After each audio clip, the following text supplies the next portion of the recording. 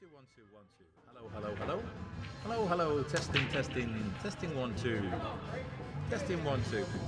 So this is Moth-like TV. Welcome to Moth-like TV. Welcome, welcome, welcome.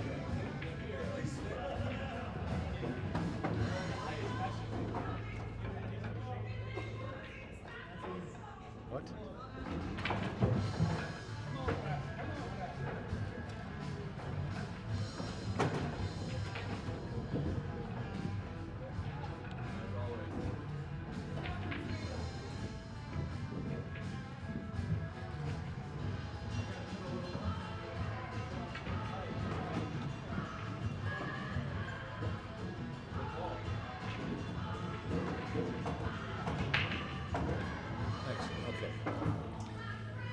So folks, here we are at On Cue Billiards in La Mesa,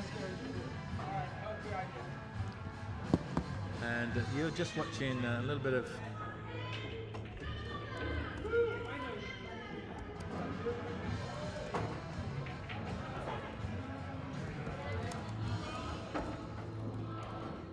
thanks, Rocky.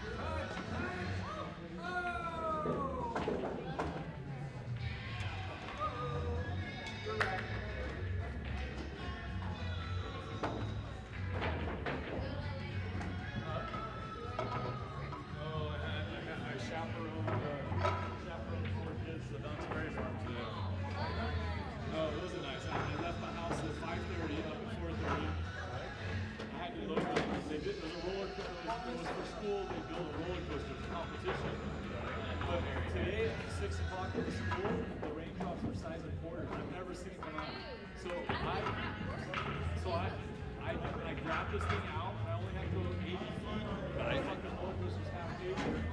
Fucking,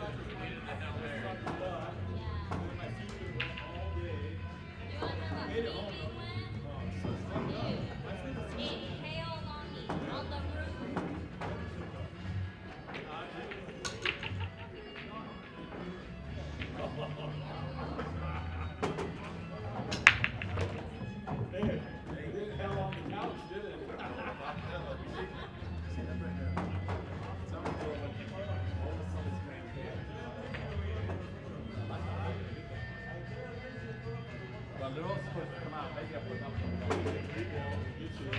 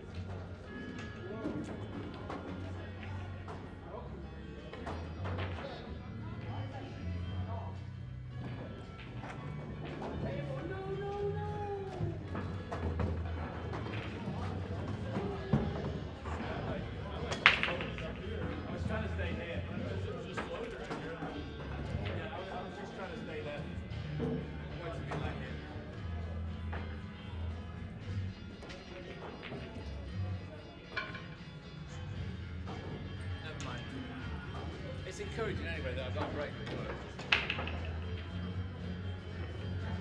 Something to try anyway.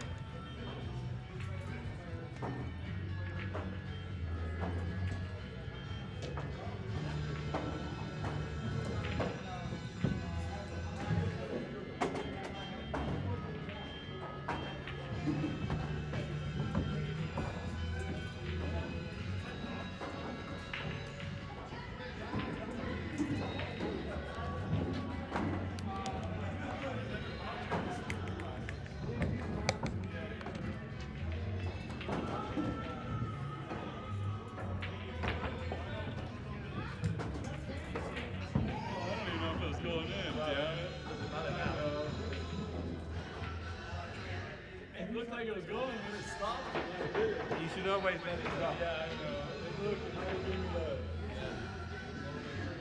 oh, look. Try to have the shot.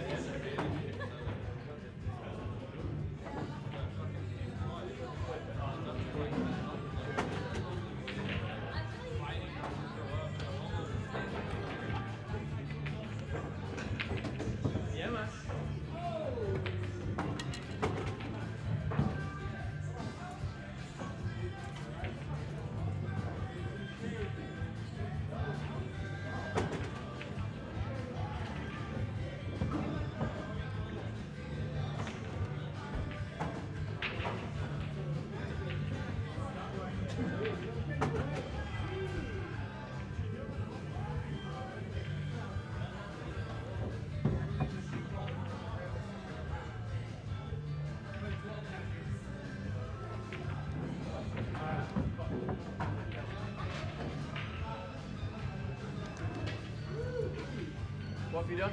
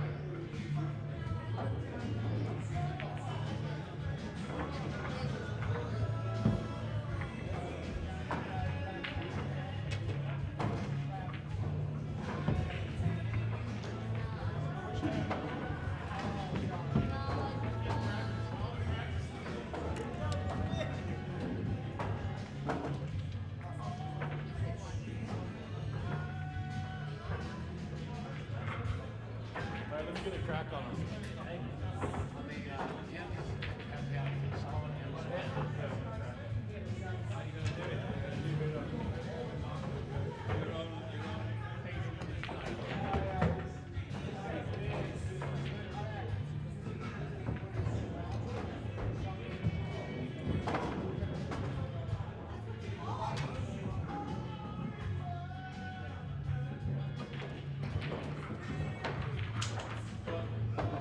There's tight, let go.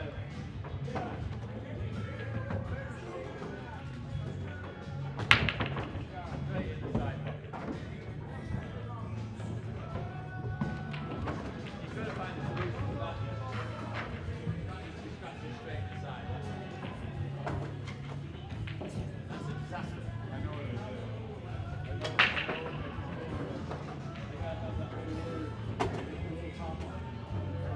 Yeah, but you obviously hit it to the left and centre. Yeah, but If you hit it centre, well, you can't go anywhere other than there.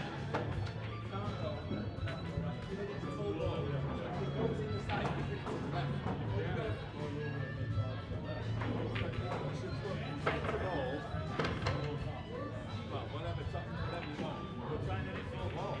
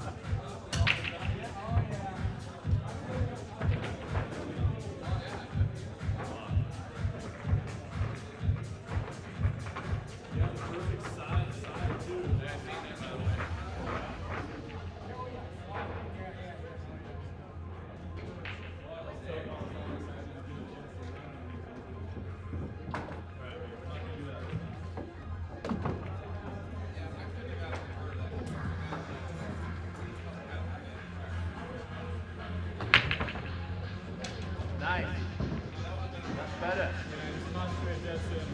Feel, that's all you got to concentrate with that break. Just be accurate. Be accurate.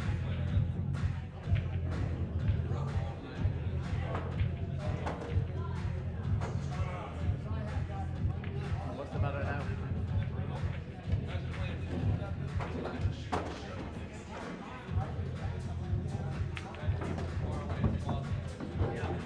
Three ball. Got to take the three. Don't leave the three up there on its own.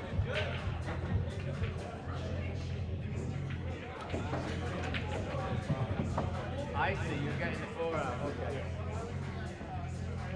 You have to take the three now. And you've got to find a little gap. That's actually, or draw all the way back. Oh, shot. Can you swirl it?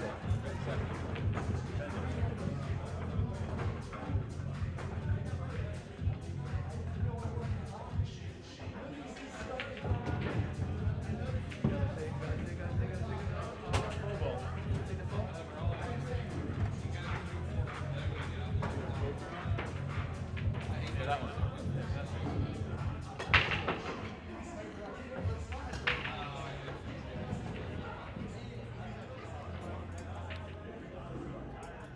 Hey Tommy Warland, how's it going? How's it going? Let me just see what he's saying. I've got to put my glasses on. It's choppy right now, but I'm sure you're going to fix it before the match starts. Okay. Just checking things. Okay, yeah, it's giving me another error warning. I've got my Starlink on the go outside.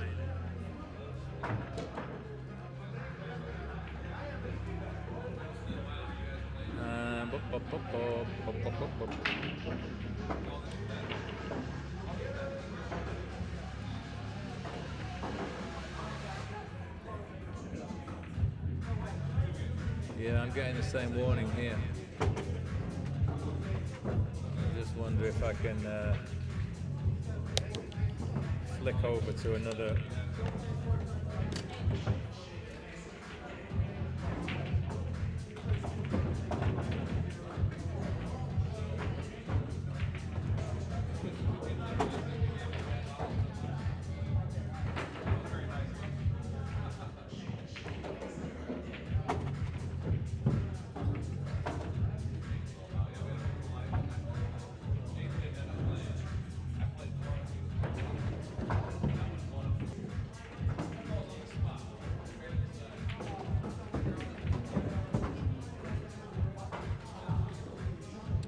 Yeah, I'm working on this. I'm going to try and see if I can bond in another. Okay, that's why my upload speed is low. Okay, it's giving me no data warning right now at all. Okay, we're trying to switch over the Wi-Fi here.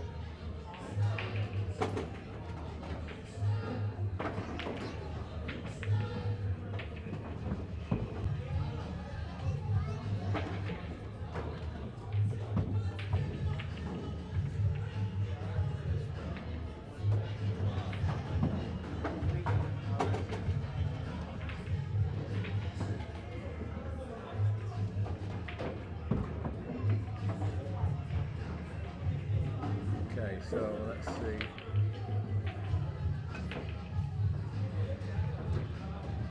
Yeah, I've still got a poor signal here, poor connection. The Starlink right outside the building.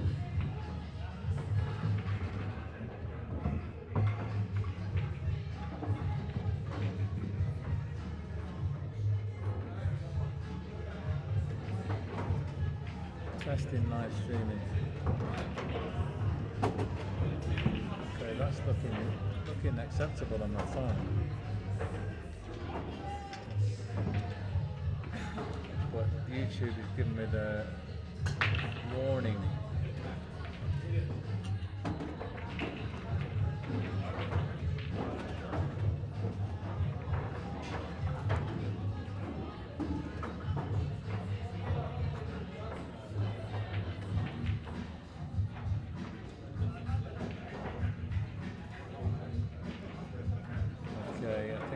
try and go back to VBG 5. Change this to VBG 5. Come on.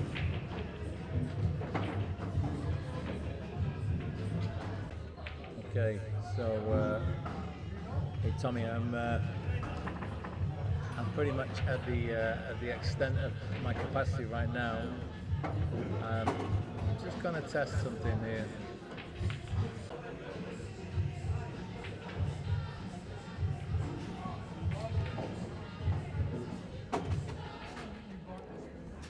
Okay, we've got a few drop frames going on. Let me just see now. Right, output.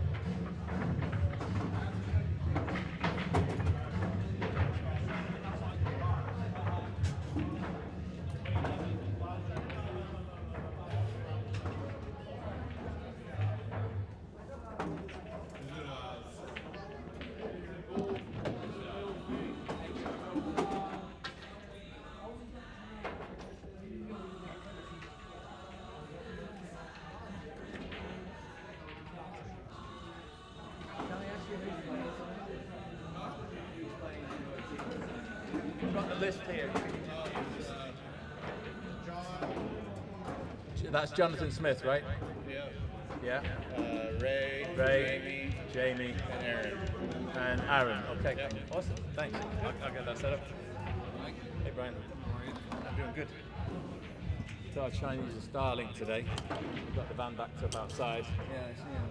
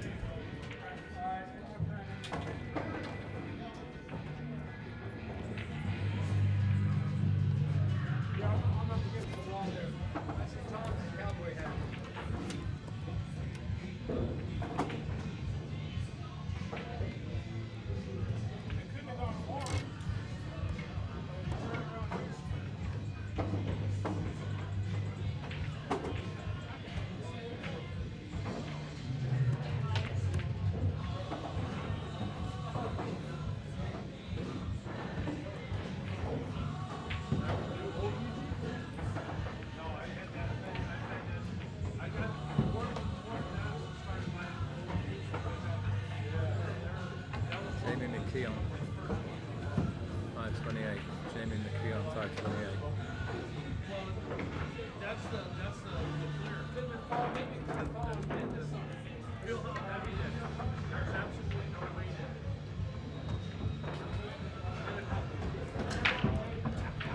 No, it's poured out.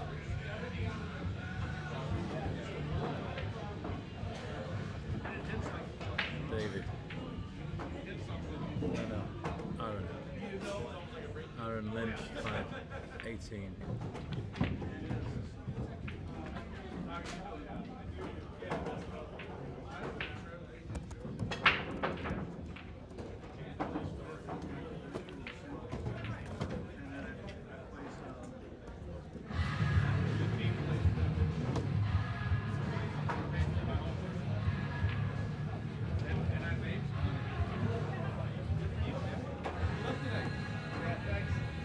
John Smith 541.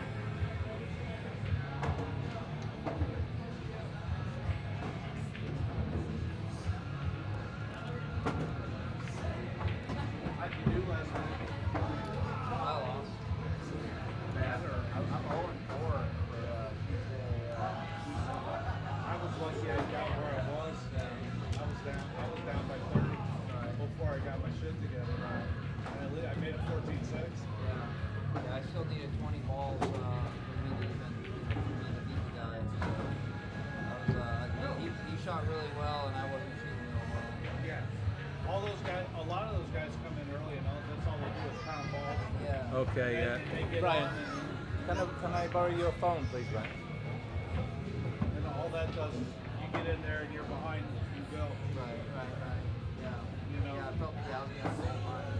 The only time it matters to me is when I look down and I'll look down and I'll see, oh, I want to kick this guy's ass. Like Paul Langman. Right.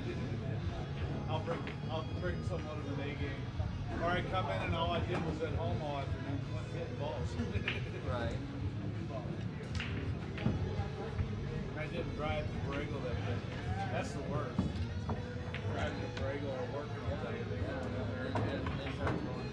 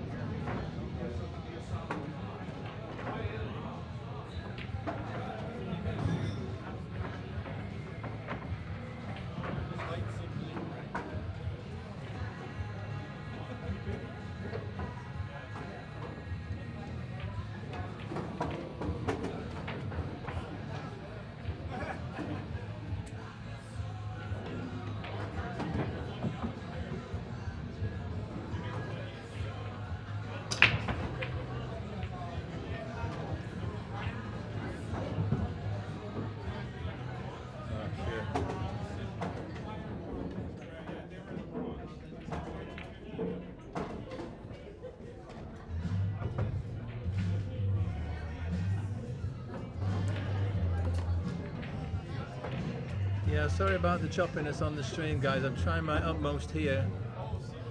I have got my Starlink outside, and this is pretty much as good as I'm going to get it. I am afraid to say.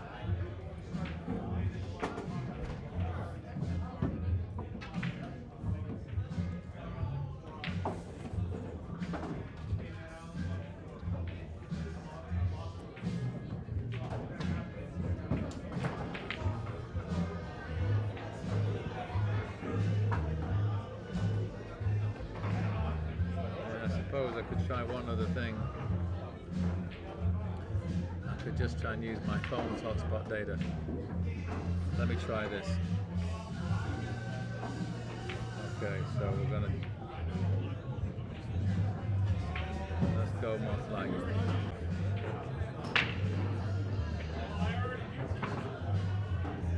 Okay, so now let's see what we're doing here. I've switched over now to my cellular hotspot. Let's see how that's going to do.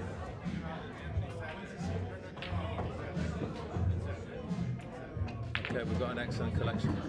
So, hey Cortland and Tommy, thank you so much for your feedback. I really do appreciate it. I've actually now switched over, and my backup option, if all else fails, is just to use my cell phone on its own. I've got a business account, so I've got the high-speed hotspot data, so I'm using that. I would appreciate you giving me a little bit of feedback. I've actually got the van outside with a Starlink running, but that was not good enough. So hopefully this is it. This is what we needed. So yeah, we'll be back soon.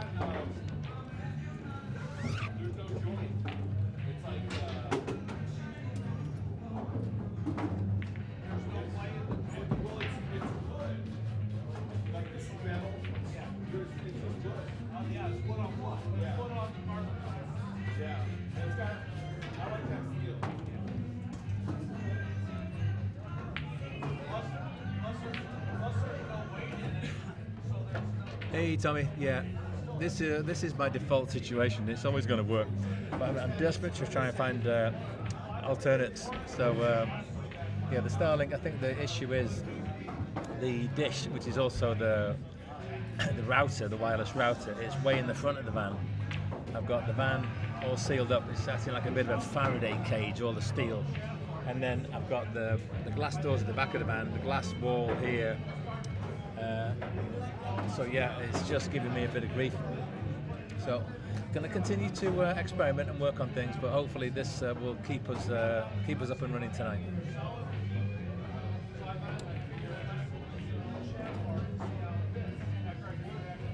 Very pleased to show you that we've got a overhead camera set up tonight. So we've got this second angle. This can be very helpful when checking, because believe it or not, this angle can be a little bit misleading. So sometimes it's nice just to get the overhead. We can flick between those nice and easy. One thing that we might do from time to time is, let's see now, that's not coming up. So, okay, so that needs to be. Why is it not playing?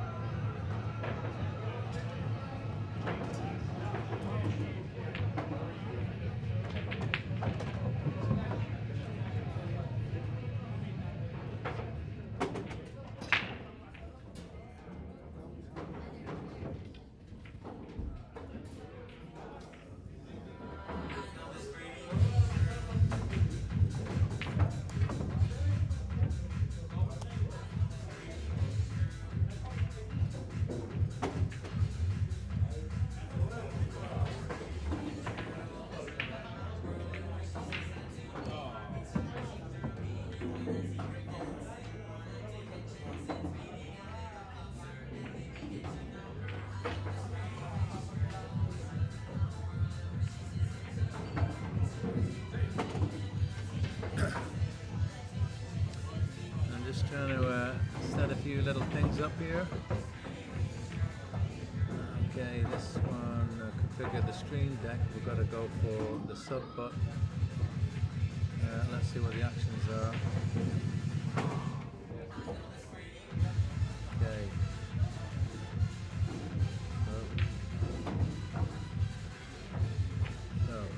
Okay, let's see if that works.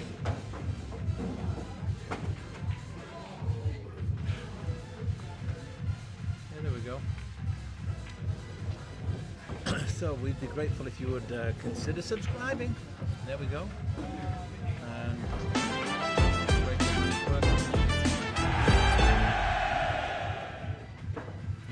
then we've got a table run. Then there is another one I need to set up, which we will need tonight. I'll just get it in here for you. Another media source.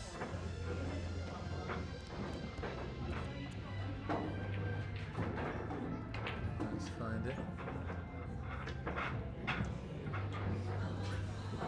Okay.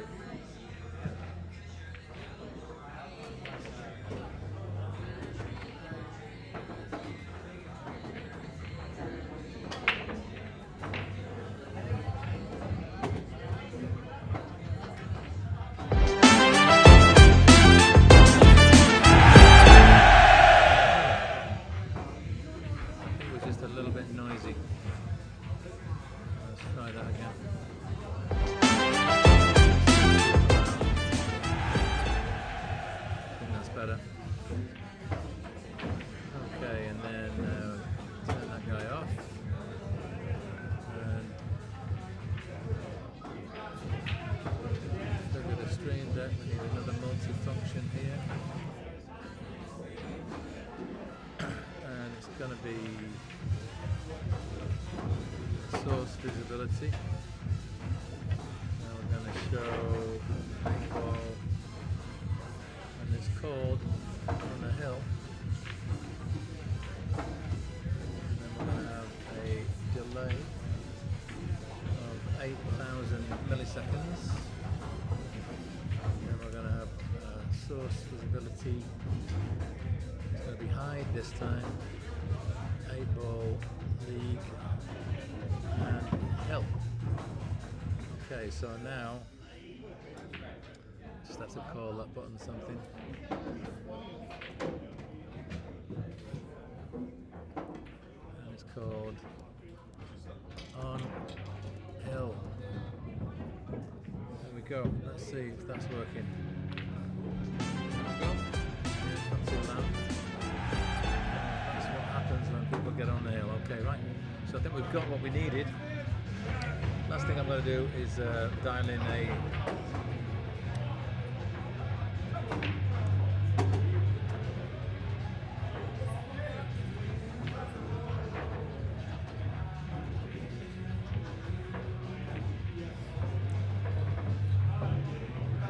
get some sort of a mic set up. We're good to go.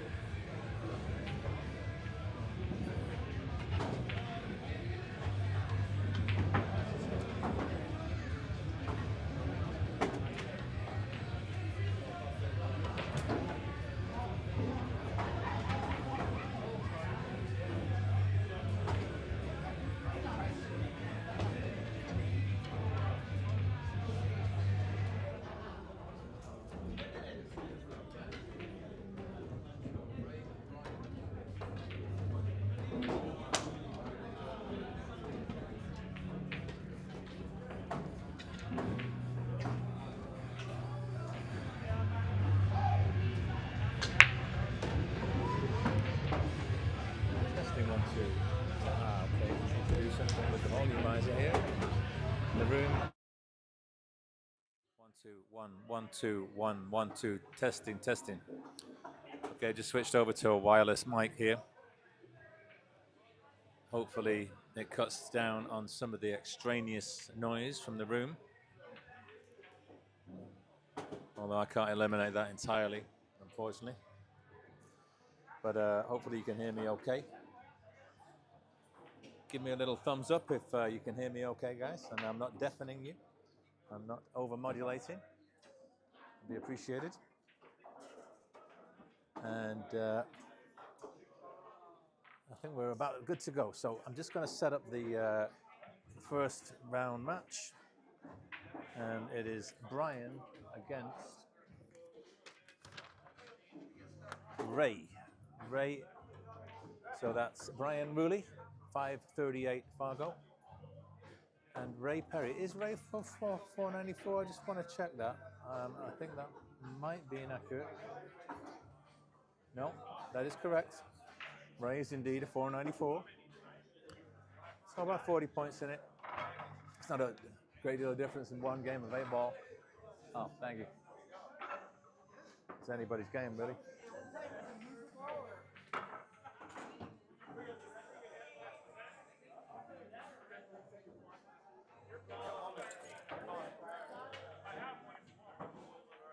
Oops.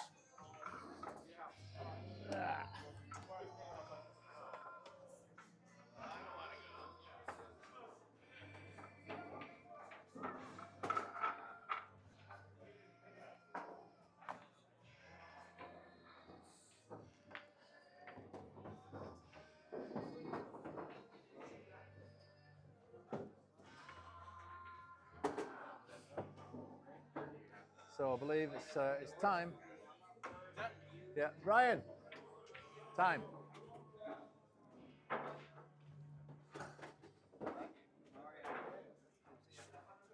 So Brian will be breaking, as will the rest of Spin Doctors. Hey, Linda. Linda Perez, message in the chat. Hit him good, Brian and Ray, she says. Hit him good.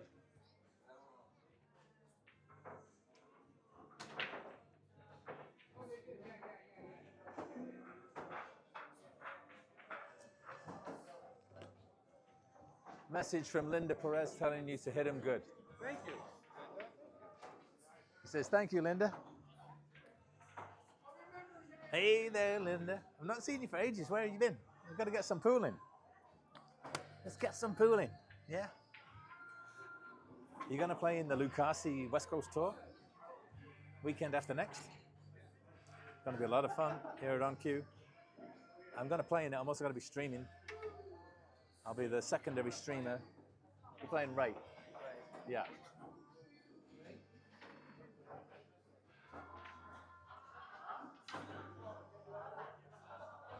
Thank you very much, Linda.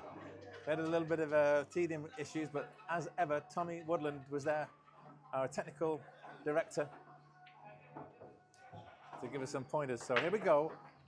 Brian with the break. Let's flick over. Let's get the overhead for this break cough shot.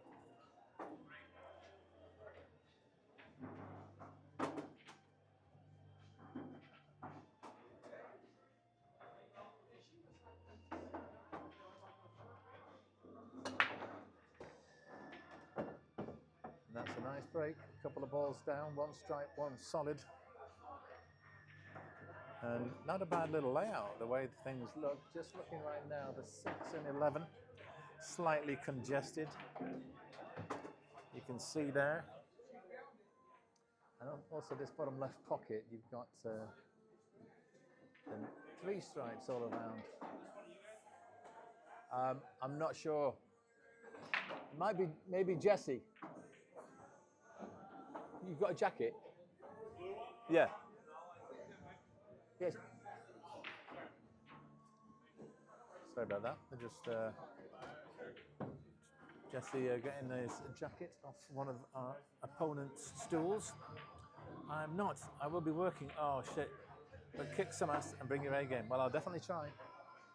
That's what it's all about. Trying to bring your A game. Trying to bring that practice game to the arena. So he's on the solids here. He's got to slow roll this 3 of the rail.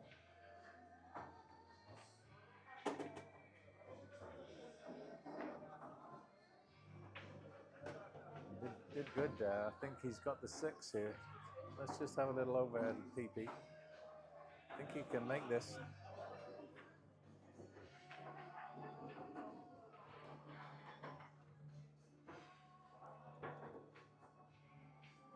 A little tiny draw would leave him the 1 on the left side. He's gone forward, so now he's compelled to take the 5 ball. He's going to be running into the 12. So he needs to find a way to push through that.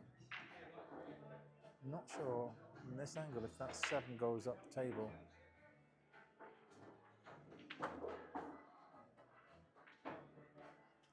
Oh, he's overcut it. Yeah, so table is handed over to Ray.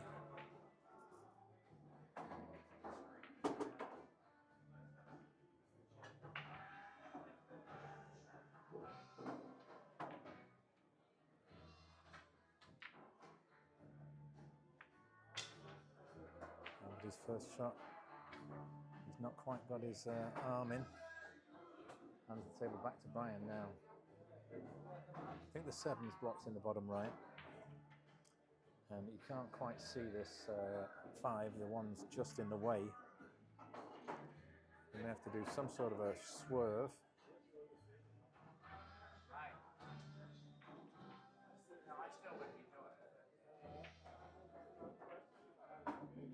What else has he got?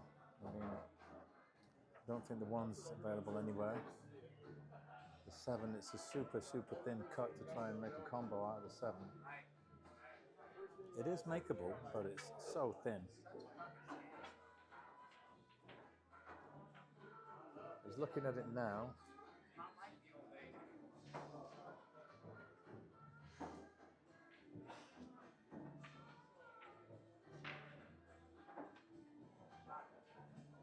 Could play the carom, of course, play off the left side of the 7 and get the cue ball to go over and knock the 5 in. The danger with that is you can easily follow it in. You've got to make sure you try and hit it like half ball. Okay, so what's he got here? It's not such a big swerve, you know.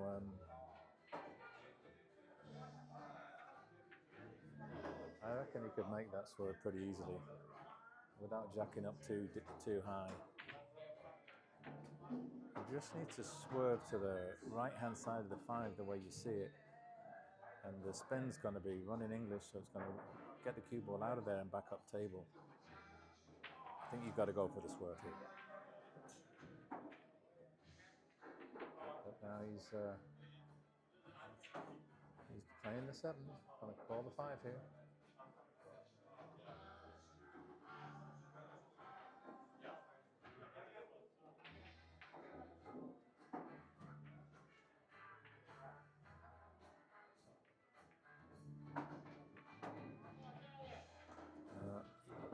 He's made his opponent's ball. He didn't get close to the 5.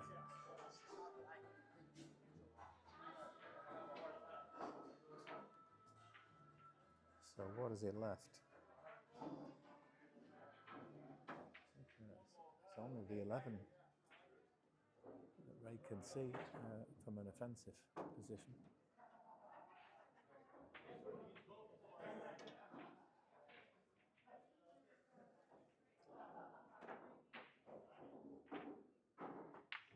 Goes in the top left.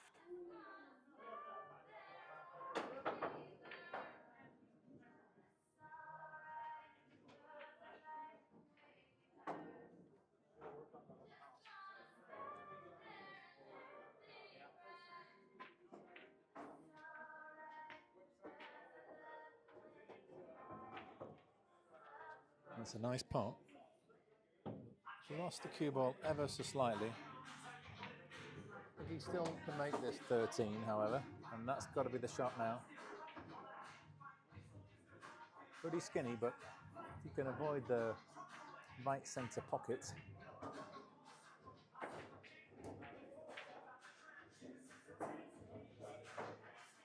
you can make shape. On the 15 up there.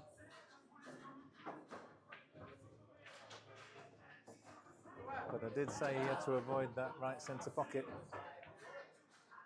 Actually, is that the 14?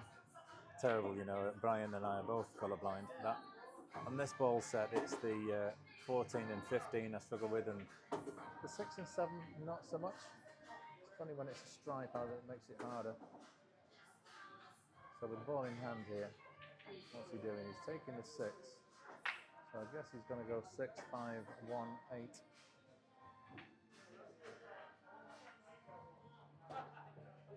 Just wants to play this towards the spot, the pyramid spot or the rack spot. Just try and get out about a foot or two. And he's okay. Slightly thinner than he would have liked, but he's fine if you can just drop it in, pocket weight. We kind of roll past the desired shape on the 8, but not too far if you can baby this nicely.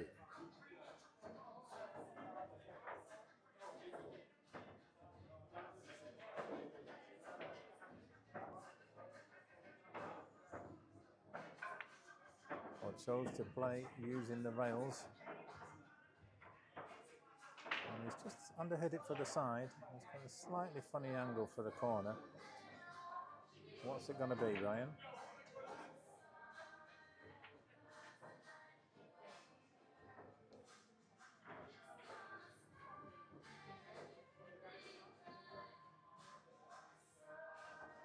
Don't blame him for letting the stroke out and playing that a bit firmer. When you do those baby shots, it's very easy to decelerate. Now he needs to make a decision, commit himself.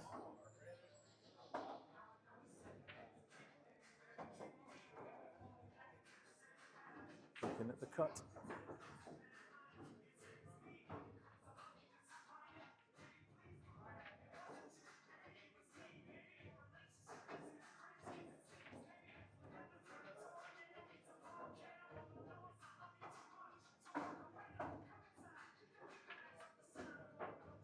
There it is. And the cue ball is safe. And so it's 1-0 to the spin doctors. Hold on.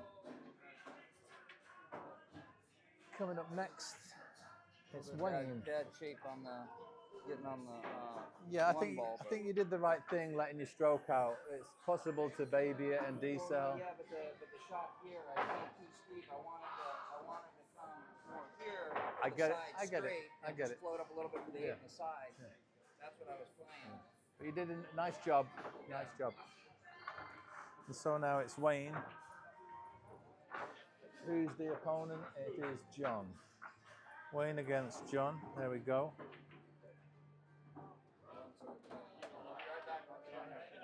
Okay. You just have open mic right now, huh? No, I've got this. No headsets tonight? No headset. I've got this, but I can hand it over and you can do a little bit. I'd have to make a phone call real quick. Yeah, okay. Because I've got some food I'm going to eat if you jump Yeah, on. no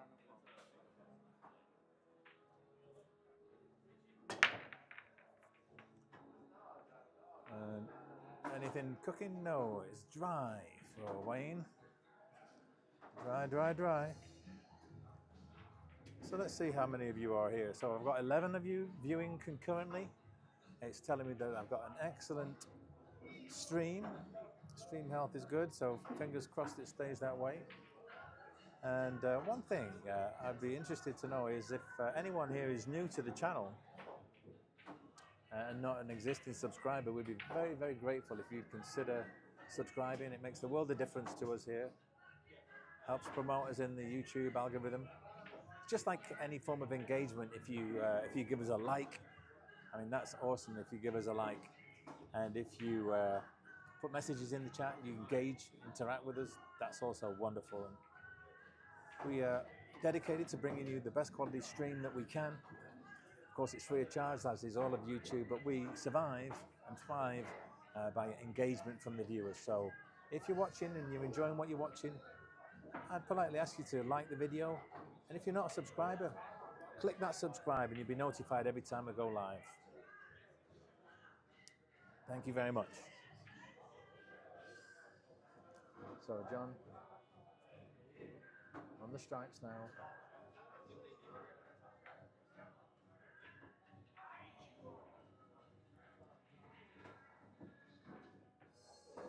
Ten ball. Would leave 9 in the side or 9 ball in the corner. Okay, he's going to go for the corner pocket down here. Oh, he's overhit that, overcut it rather. So Wayne gets back to the table.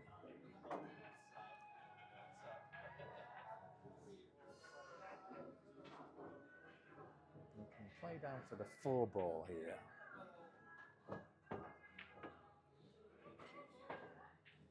Now, he's going to be colliding with the 12, whatever he does. But if he can get... Oh, he's done well to avoid that. He's got the 3 and the 6. Maybe the 3's the ball to take if he can thread the needle. Avoid any cannons, he'd be on the 7.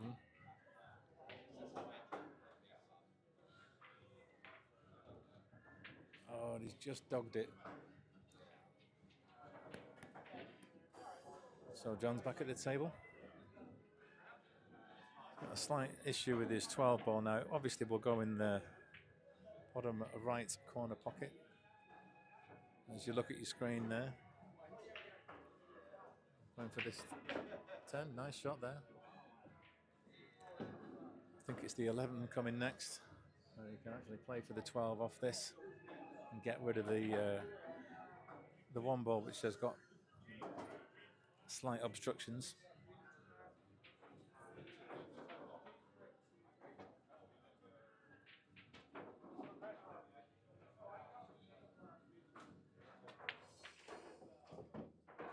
Lovely draw onto the rail there. Beautiful control. And how ambitious does he want to be with this shape here? Let's see what he favours.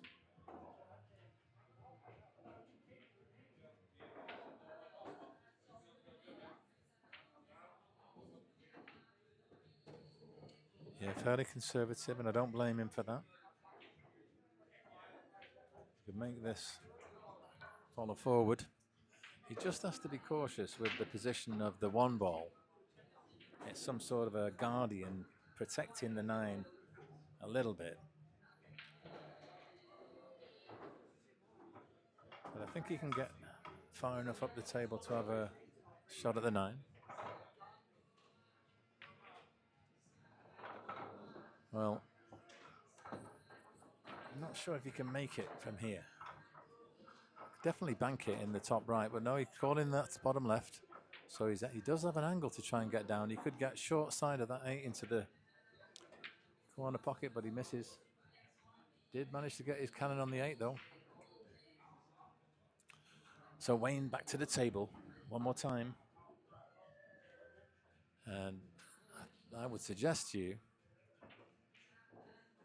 I wouldn't necessarily take the 3 ball here. I would develop the 5-6 and leave him hooked. So play off the left side of the 6 a little bit. You get the cue ball over in that left-hand corner of the table.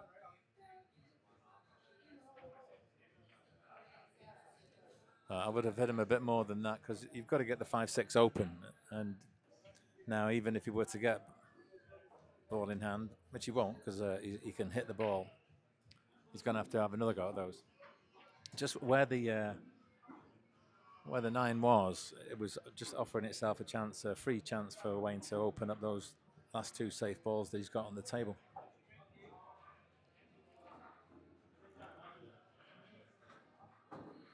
So what do you do if you're John here? Not an awful lot of offense available. Could only really hit the thin edge of the right-hand side of that. I don't think he could get into the 3 to make it.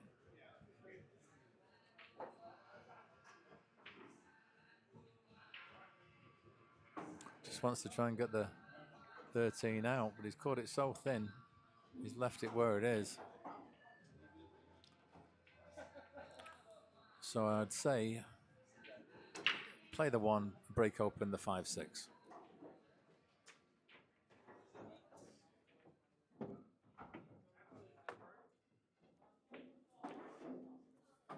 Hey.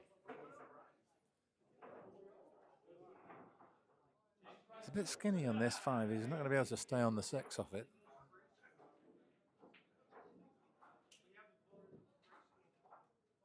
And I don't like leaving the 6 up there all on its own. So what do you do here? I'd be very cautious about leaving a long bank to John, because if he makes that bank, he could well just get out.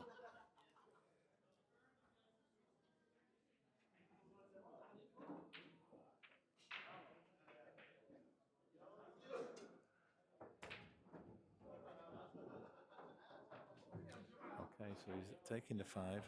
What's he going to do with the cue ball? He's coming all the way down. He's going to collide with the 7. There we go. That's not good. Now he's the 6 rather, the 7 rather. So yeah, I think he's just going to hook him, leaving the kick. You have leg warmers too? You got leg warmers too, or what?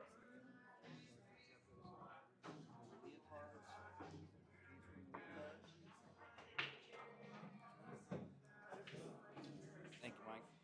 Oh, I don't get those? You want one? You want a mic? Yeah. Yeah. Okay, Wayne with ball in hand. Brian Rowley here. Yeah, now I do. Dude, I'm good on there. Hey, you need this?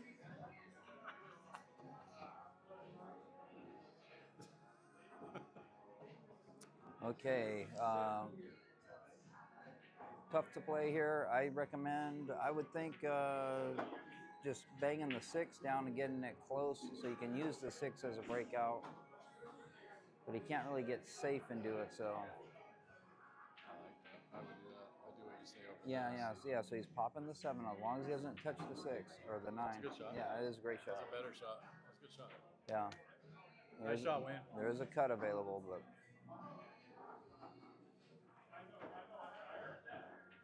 That was a good shot, actually. Smart. Yeah, he's got to be productive with the shot. Got to get his ball out. He definitely left it tough.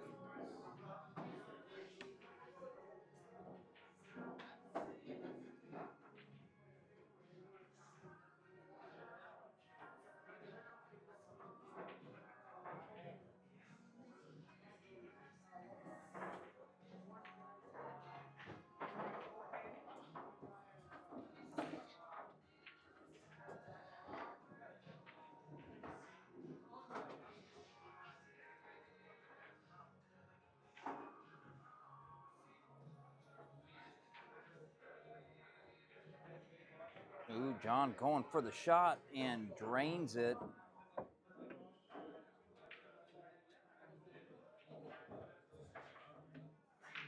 He can see it. He can see all of it. So he's just got to come up with 2 great shots in a row here.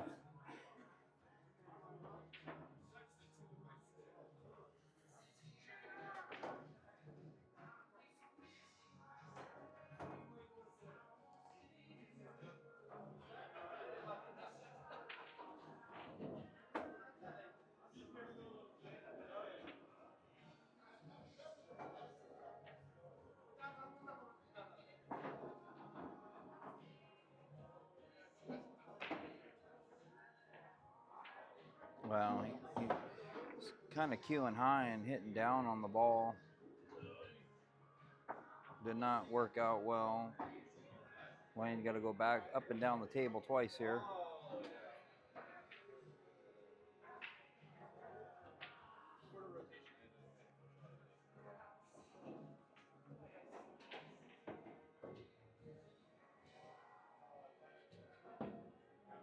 pretty straight here.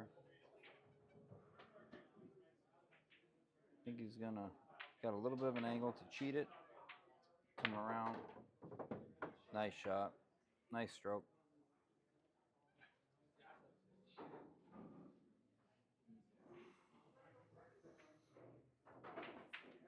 All right. Yes, you're up.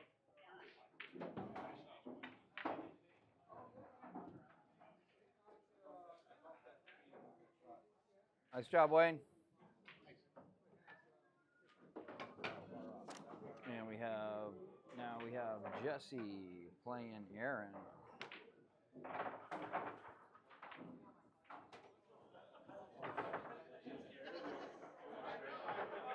And for some reason, Jesse's name is coming up as Bruce Edgar, so we got to fix that.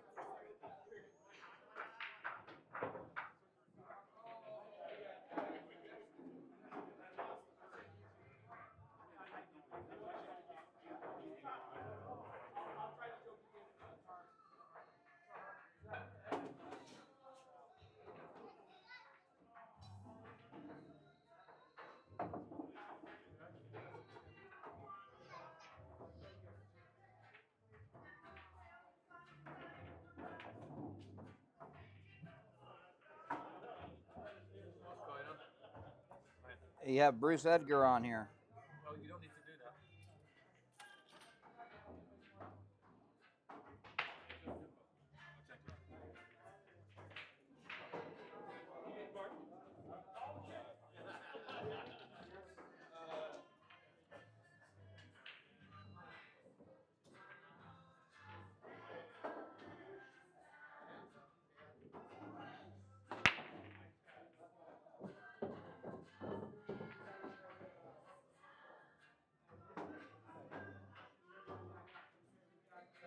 Yeah, what it is, I've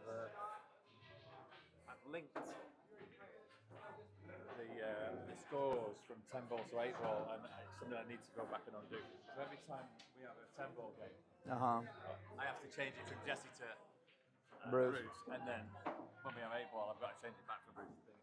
Because you can either copy them, just duplicate them, or reference them, and it's Right. reference. All right, so we have a scratch break there. 2 balls in on the break, plus the cue ball.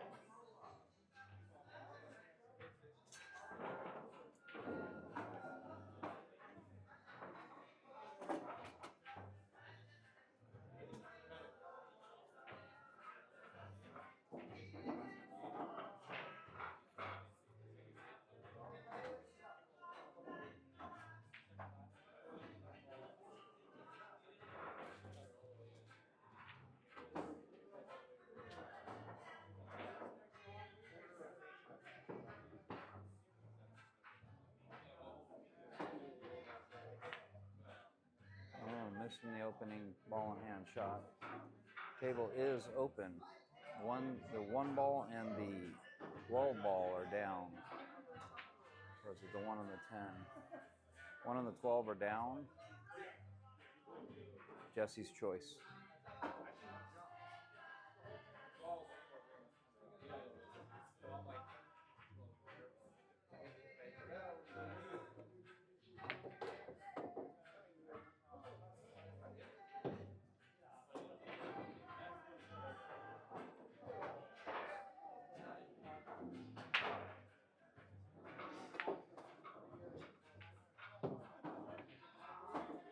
Jesse went to break out, open up the 5 ball.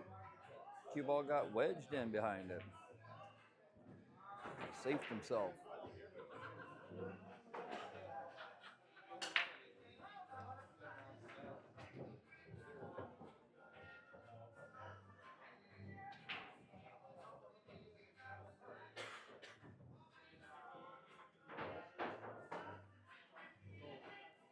Got to be careful not scratch here, just trying to play off the 5. There we go.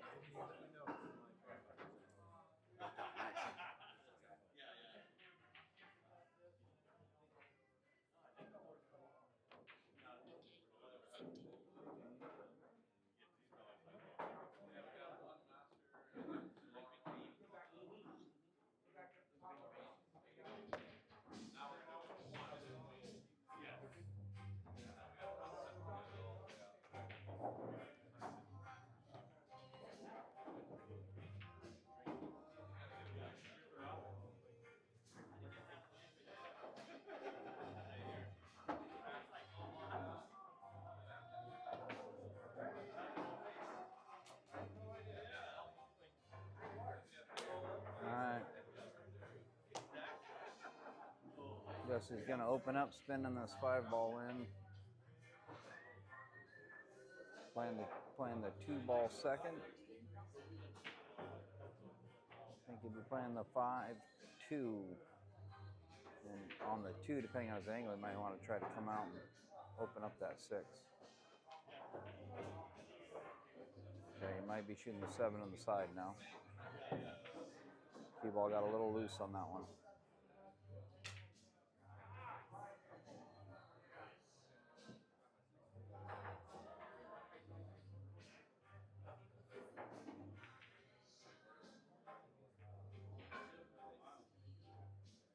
Hit a little full.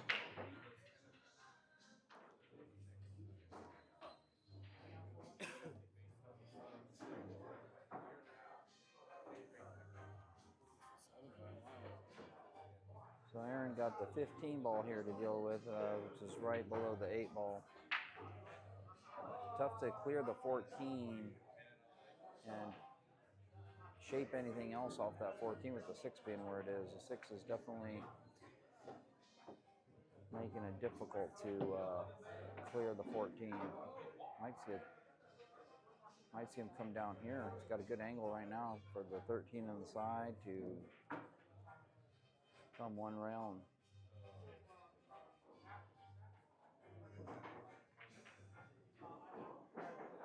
Moving 15 on this shot.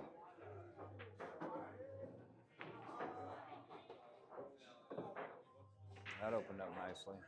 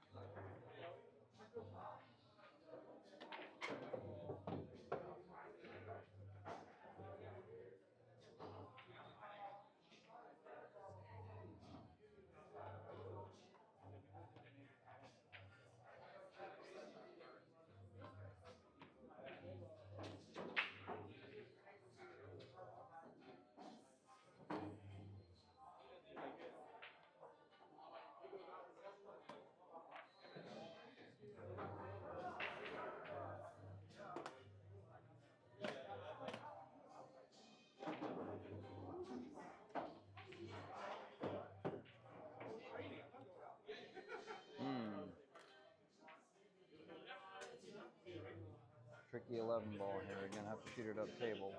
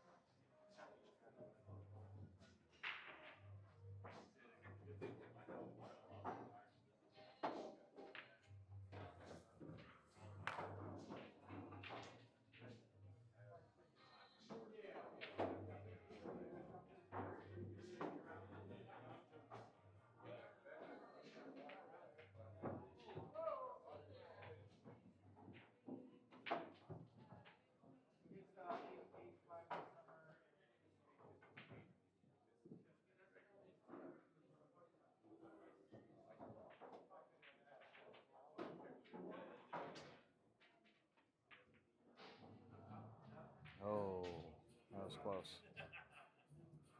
Didn't block the 2 though, so the 2 still has the corner pocket. So good opportunity here for Jesse to get out. Just want to draw back a little bit on this 7 ball.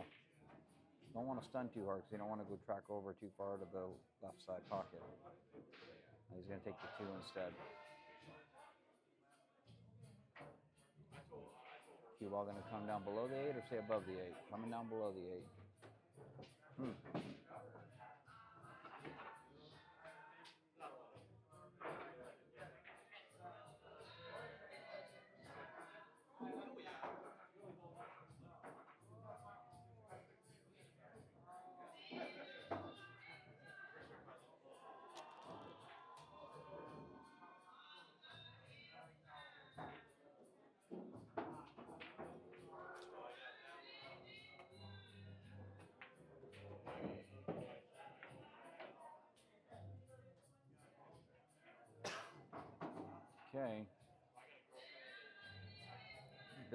The angle's a little steep.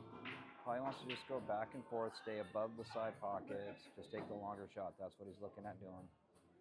Don't want to try to come down because you can't come down below the side pockets because you'll have the 8 on the wrong side, wrong corner. So I like this.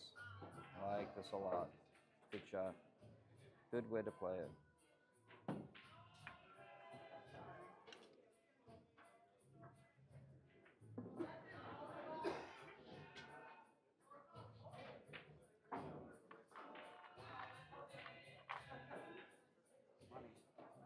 Nice out. Okay, so we're up 3-0, and now Mike is up. Mike is playing, you're playing, is it Jamie or Hein? Was it? Jamie.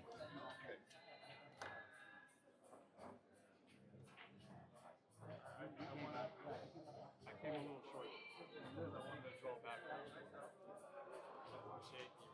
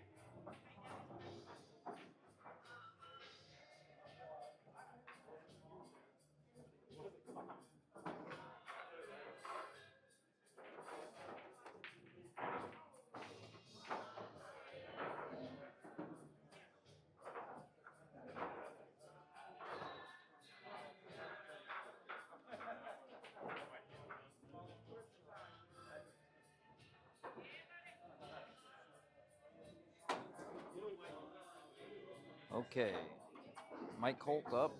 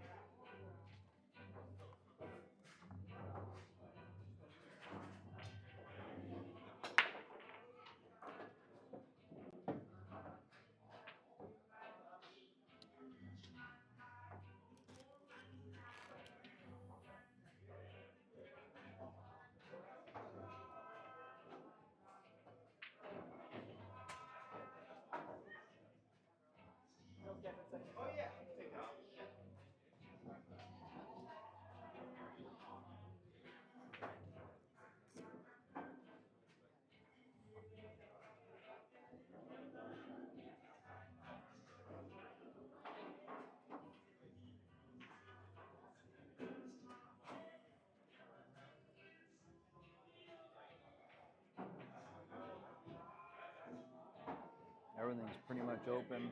There really aren't any trouble balls other than the 14 ball on the rail next to the 9 is really the only ball that could cause a problem. But you could push that ball down the table with the 10 ball, shooting in the 10, pushing the 14 down table. So Mike's taking solids. Let the cue ball roll forward here a little bit. It's looking all right. 6 ball's a bit of a problem. I'll move to 13 right now.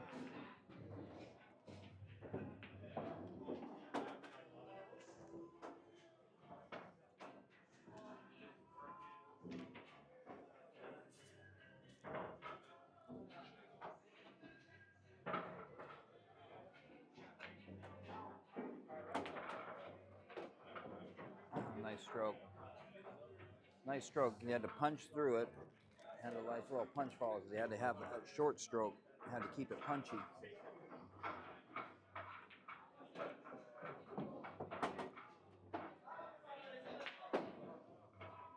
Okay. Now the question is will the 1 pass the 3? Because the combo for the 1-3 is very, very tricky. So you're going to get the 1 to pass the 3 and just glance the 3 and push the 3 off the rail a little bit. That would be great. Even if you don't even touch the 3, that would be even better actually. But I can't see from here how tight it is, or if it even passes the 3. He might be forced to shoot the combo.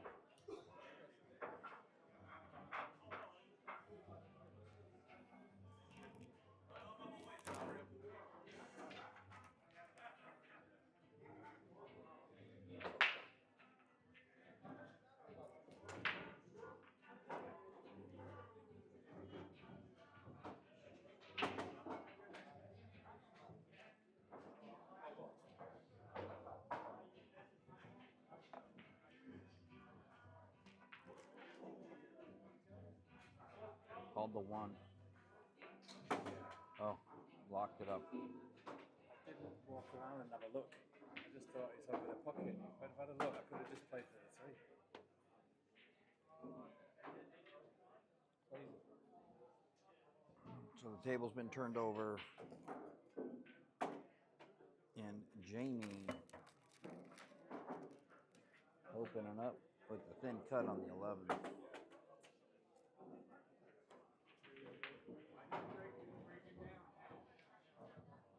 Or not.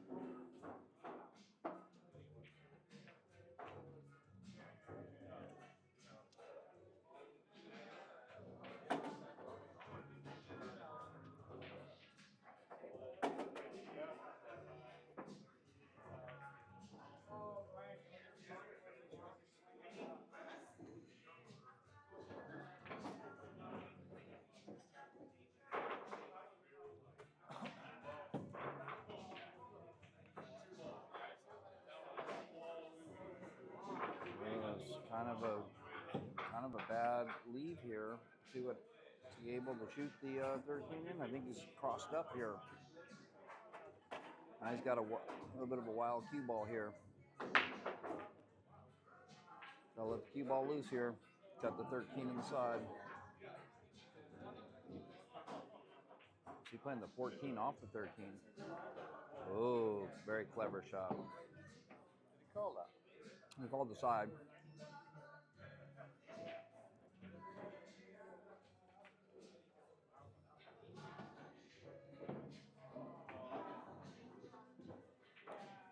That was a clever shot to keep control of the cue ball.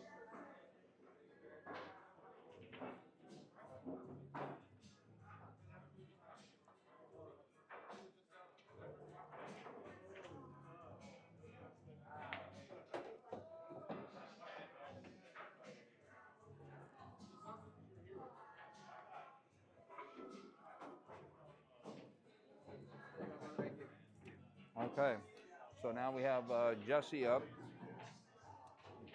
So break up. It was hard. It wouldn't go through clean on the 1, or was it? The thing is, the annoying thing, I just got down and played the 3rd last ball without going to check. They go over there. Yeah. I thought the 3 was over the pocket. Right. If I'd have just looked, okay, yeah. if I just looked, I could have easily played for the 3. Right.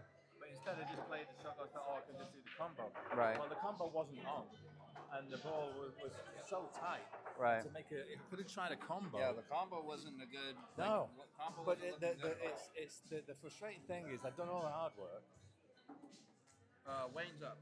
All I needed to do was have a look. It's Right. pure laziness. Right. If I'd have just had a look, I just assumed, but Yeah. I'd not even checked. Right. Casual. That was, you know. I've done that many times. Huh? So you probably heard my travails there. Never mind. Oh, it's me because But I had the wonderful opportunity. Squandered it Me and John. But he still did well to run up the table.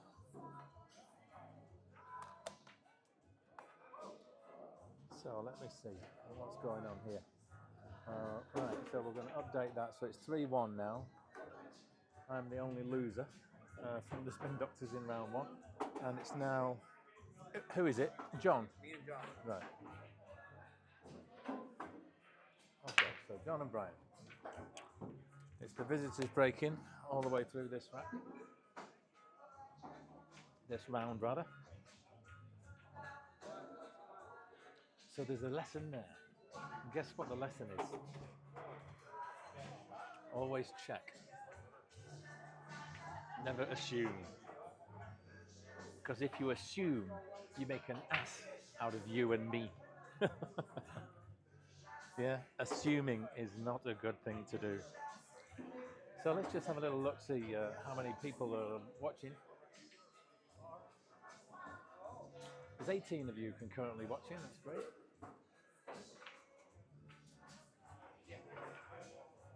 Oh, and he just overcuts that. And so Brian gets a chance now. And I'd like to welcome you all to Mothlight TV. Thank you very much for tuning in. We appreciate you've got a lot of choices, and we are very grateful that you chose to stream ours. And I hope the stream's coming at you nice and smooth. Had a few little glitches early on, but some of our regular viewers were able to help us out, and we found a solution. Brian, looking at the stripes, everything's available actually. The 13 is slightly tricky to get on, but it does pass into this bottom left pocket as you look at the screen now. Just a little bit skinny here, just to try and avoid any unwanted collisions. And that, I think, may have stymied him. Unless he can make the 13 from where he is. Thinking that he can. Let's have a little look there. He does the 11 pass. He seems to be going for the 11.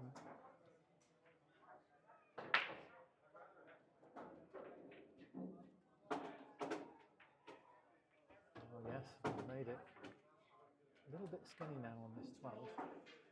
Oh, it's the 10, sorry. And he's going to be going into the 8 and 13. Whatever he does. So he wants to try, he could hit the 8, full ball or slightly on the left of centre, then that would really help him.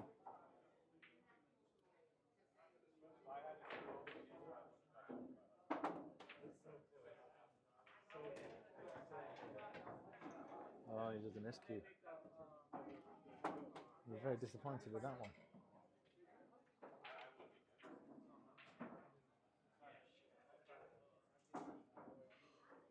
Turns the table over.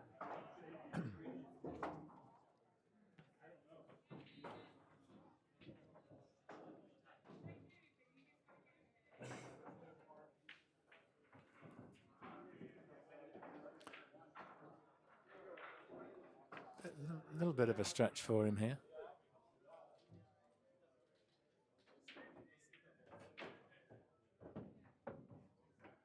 He's played it well. He can make the 7 here. Get up the table.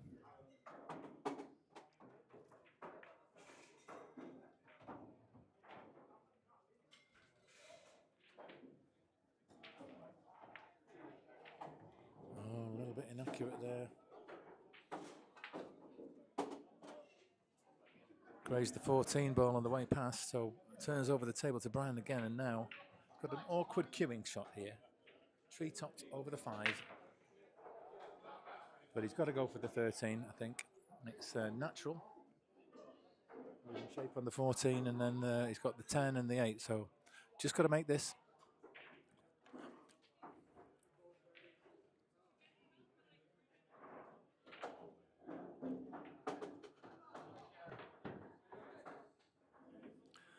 Gone slightly above the pocket line, so natural path of the cue ball takes it into the short rail. don't think it'll pass the 3 into the left corner pocket. Oops.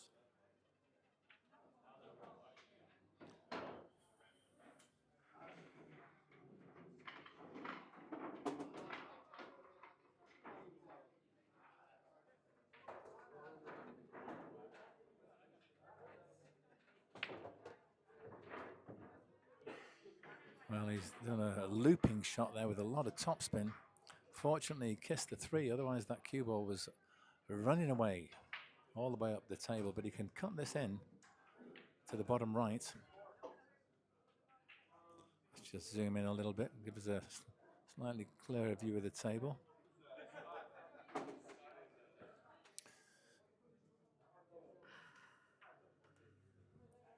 Very thin. Cue ball's going to be going between the 7 and the corner pocket, so he just has to watch out for that scratch. Maybe the case that a bit of draw would help him make it to the long rail before the 7. Maybe try and check back out. You have the 8 in either of the centres. It also goes in the top left.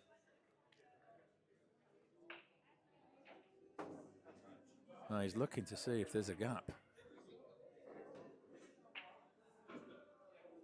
Well, I think that the 7's taking most of this pocket, but there may just be enough space to squeeze past.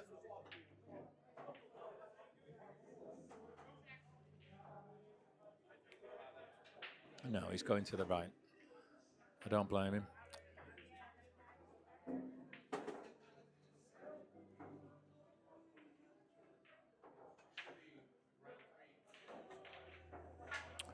He hits it way too thick, unfortunately.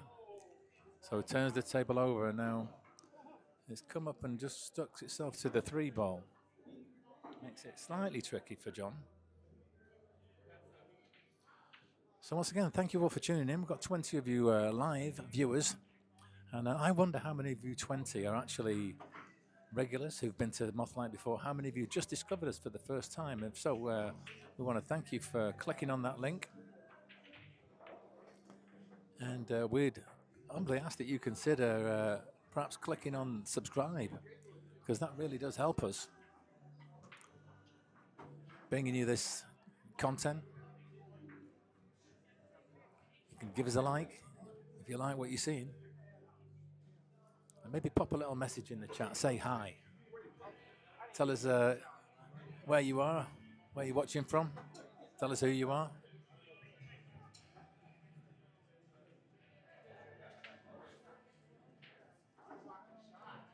Okay, so it's a long 10 ball in the corner.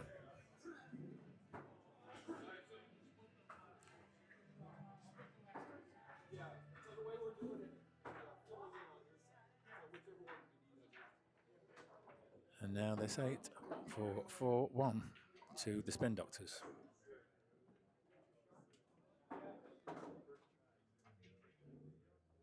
Hello there, back salad front blunt. Good to see you. And there it is. That's the 4th win on the board for the Spin Doctors.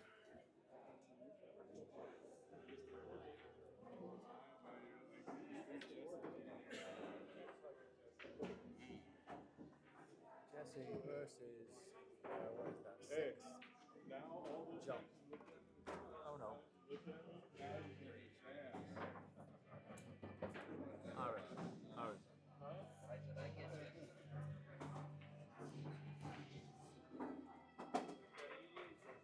What's Wayne? Wayne versus Aaron.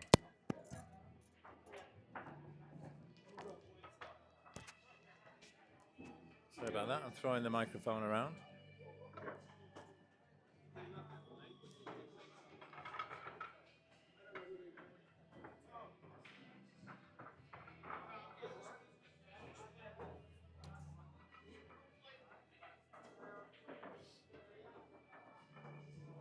So Aaron with the break here in this 6th rack.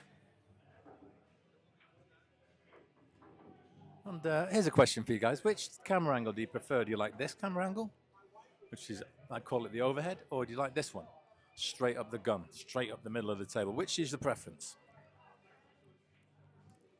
Let's have a little poll.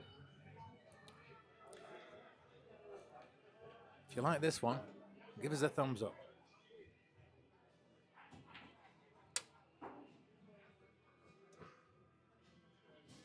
I must admit, my personal preference is this particular angle. I would like it if it was a little bit more overhead, a bit higher up, but this is as high as I can get it.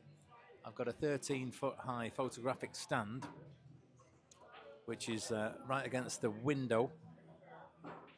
I've actually taped it to the glass so that the legs of the tripod don't stick out and obstruct the players.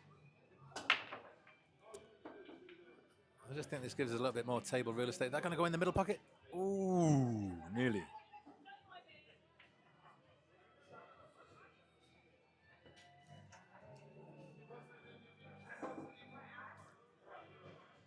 But there is something to be said, however, for contrasting the two angles, because when you look at a table like this, then you can look at it like this. It does give you a better idea for exactly what goes where. So Wayne is surveying the table here, looking at his options. I think he's looking at the solids in particular. He's got the 7 there, which is a good opener if he wants to take solids. Will, of course, leave the 1 ball isolated. Looking at the stripes now. And, of course, only available into that bottom left corner as you look at the screen here.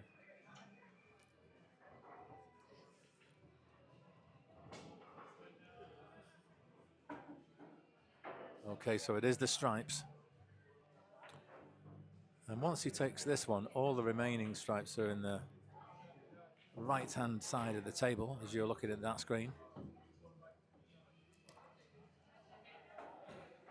Could choose to make the 10 right now.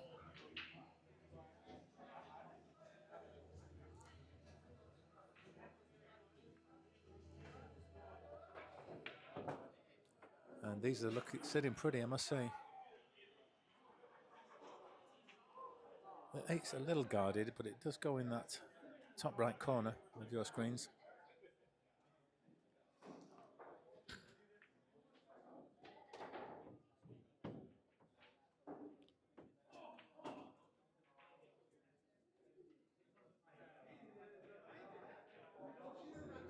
Just a question of being careful with his cue ball here.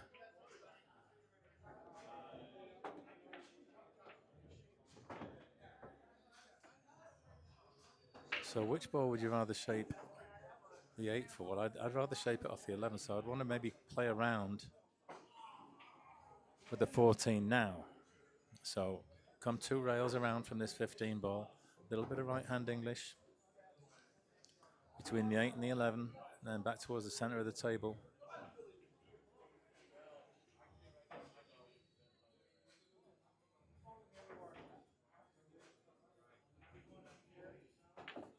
He chooses to just draw back instead, and that's a nice shot. He felt he could control that a little bit better than using the rails. So now he needs to draw back and get past the pocket line on this 11. So below it, as you're looking at that screen, or to the left of it, I mean somewhere.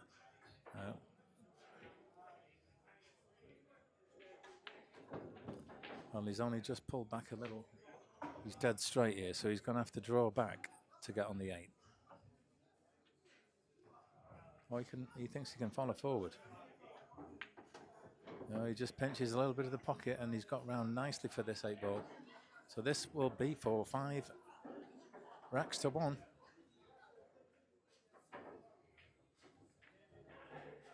There it goes. Well played, Wayne. Was it a table run? Oh, sorry, I didn't get that. So there we go. Well, let's give him a table run.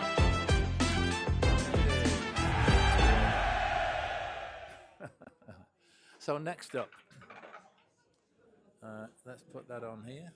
So this is a table run.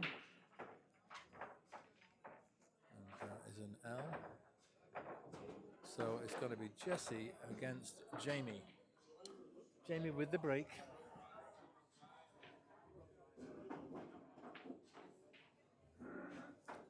Jesse against Jamie here now. This is rack 7. 2 more racks left in this round before it switches. 5 racks to 1. Spin Doctors are in the lead. Yeah, that's right. 5 on mic. Yeah, no. I tell you what, I hope it's 15.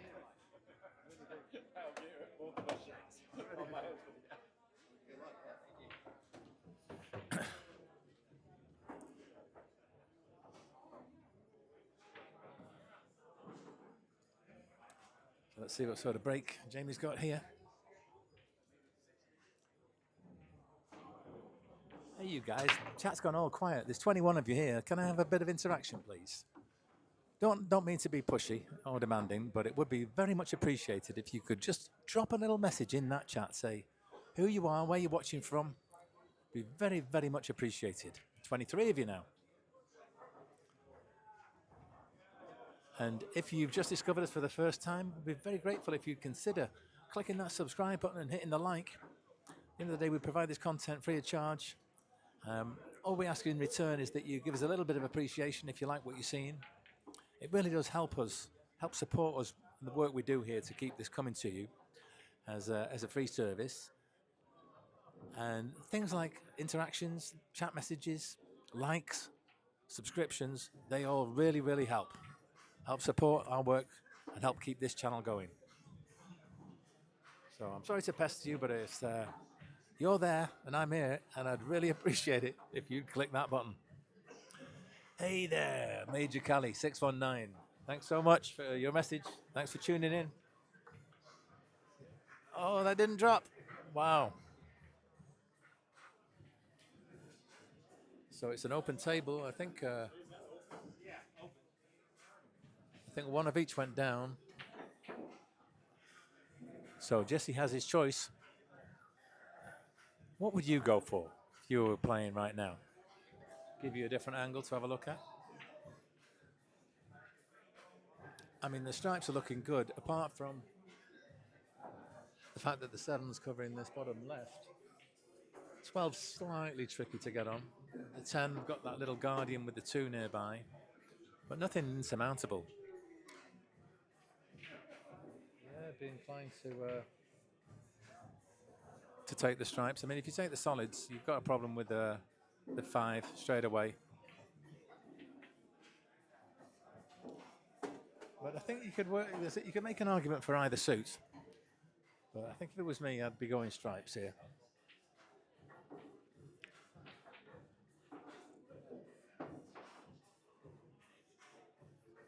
Because the 15's on its own, over on the, yeah, stripes. I would go stripes, definitely.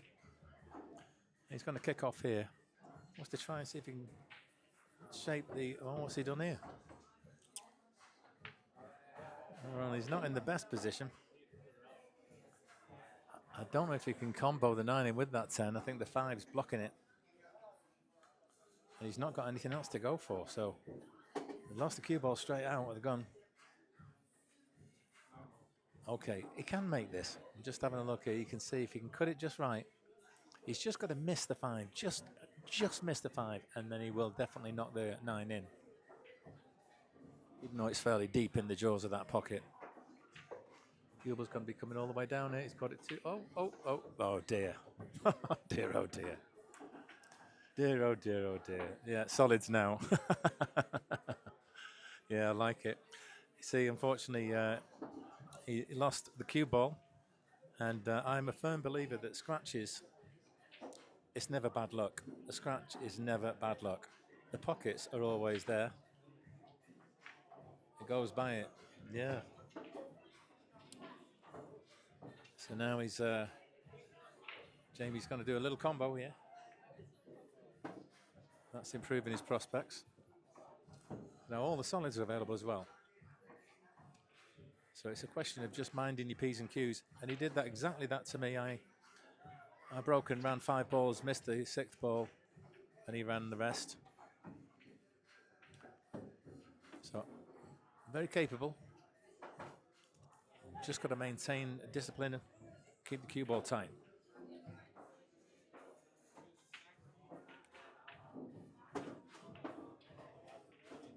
Is he going to avoid? Yeah, he is. He's going to just wrestle on the 8. I think he's still got the 6. Yeah, you've got to take the 6 here.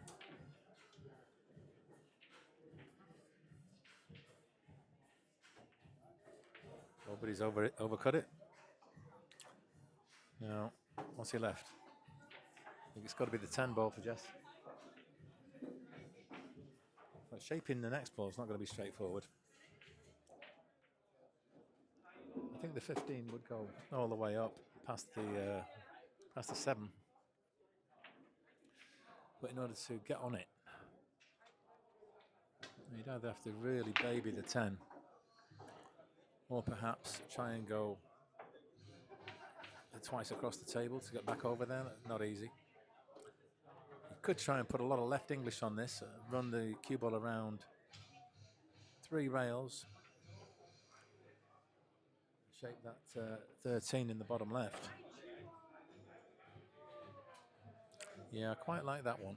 A lot of left English. You've got to really get it to bite into the rail, because you want to try and hit the 10 then 3 rail. Ken Lautner. Hey Ken, how you doing? No pressure, Jesse. Yeah, you've got to get a little nip, get a lot of spin on this. Oh, so he's kind of like stunned it out. But how's this? Well, he's got a shot. He's got a shot. Mighty fine. In fact, he's got 2 shots. He could go for the 12. I think it goes. Yeah, he's shaping to go for the 12 here. But now taking that walk around the table, just reconsidering his options. It's very tight past the 8. It's just swap angles for you. Can't really see on that one either. But super thin on the 15.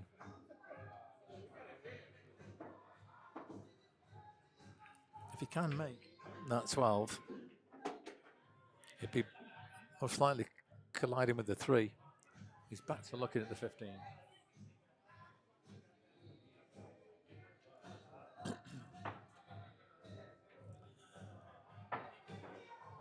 He's in a bit of a quandary here. Can't make up his mind. And I think the issue with this one is the 8 is awfully close to being in the way.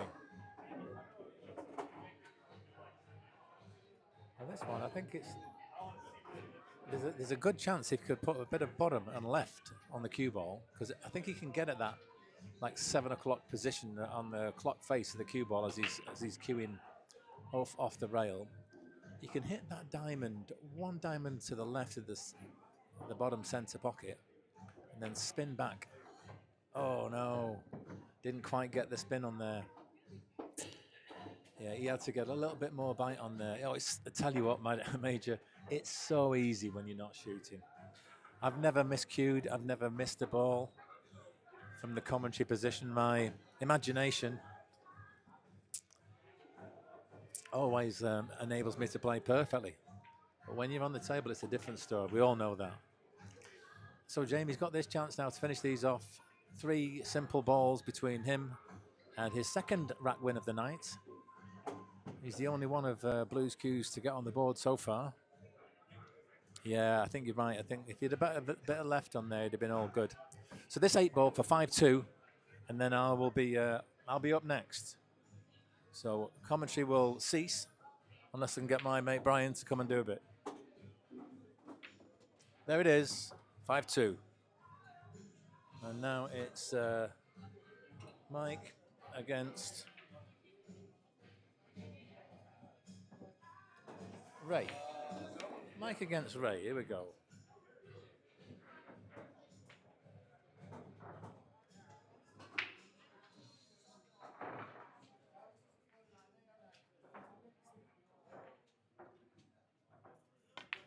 There you go, Chief. Okay.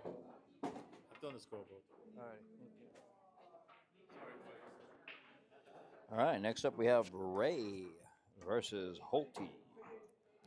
Ray versus Holte.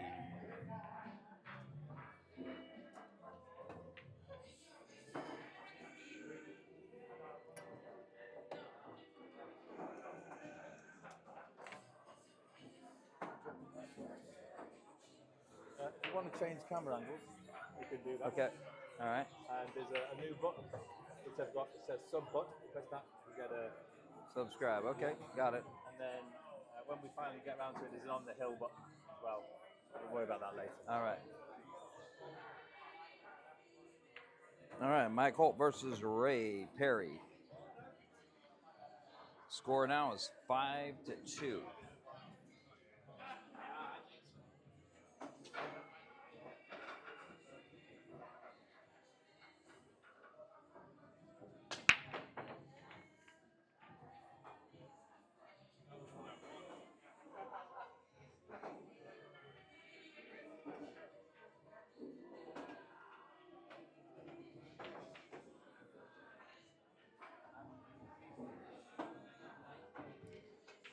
All right, Mike analyzing the table. We got a dry break, a couple clusters here. We got the 112 tied up, and you got the 6-7 crossed up with the also with the 9 and 15. So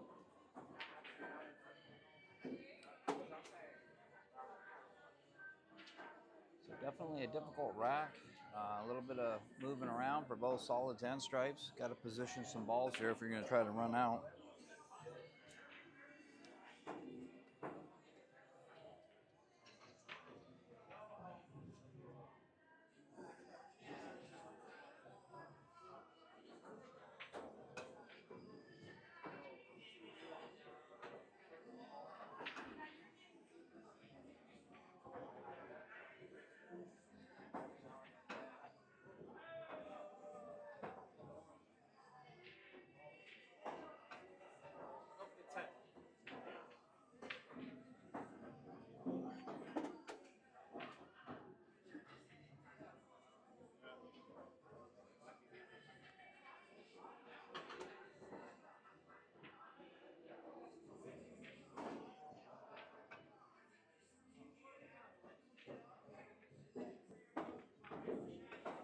Mike calling the 10 ball here.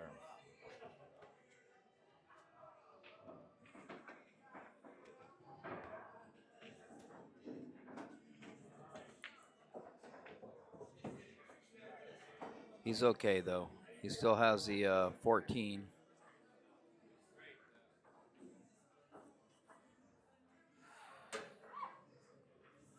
A little too far away to spin off that and get the 112 opened up. But he can at least use the ball to keep the inning open, reshape this 11.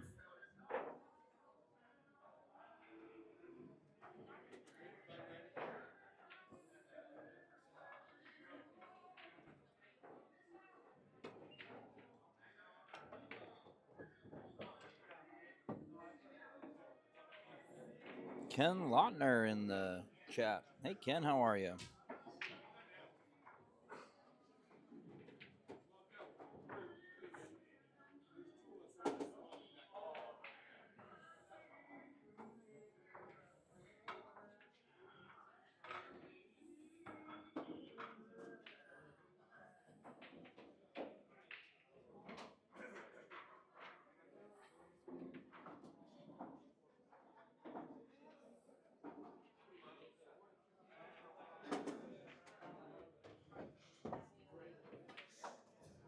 Good angle here on the 13 to possibly free out, open up the 9, maybe also the 15. You can definitely pop out the 9. Should have the 12 ball in the upper left corner as a relief here. As long as he doesn't get stuck, jammed in under the 7.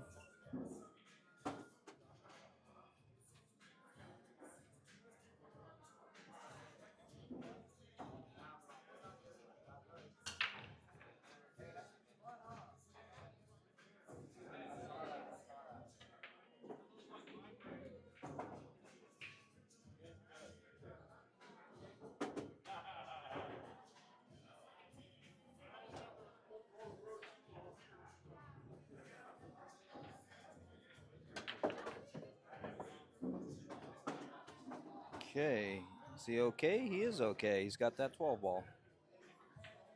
Now the 15 still tied up. 9 is clear. 15 still tied up.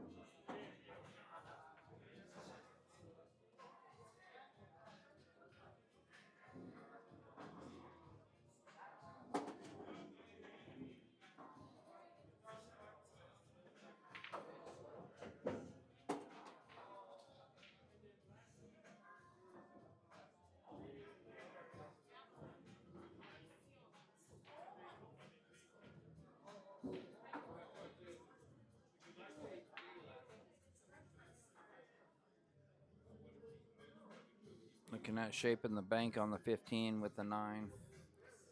So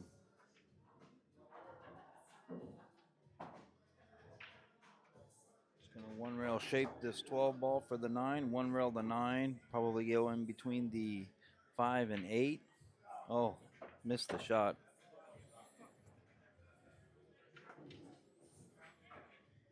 Really focused on the pattern and the out, and took his eye off the shot at hand.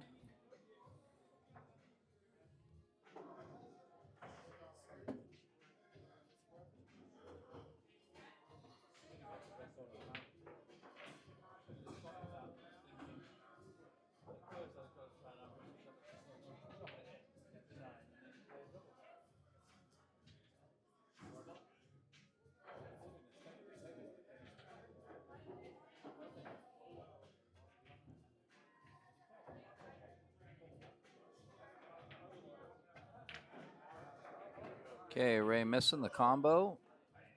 15 is open now. 9's a little bit tricky. 9 can go on the short side, but you can't really shape the short side. So 9's gonna probably need to play up table unless something moves. It was definitely always a tough out, Ken, for sure. It was a bad layout after the break. A lot of problems.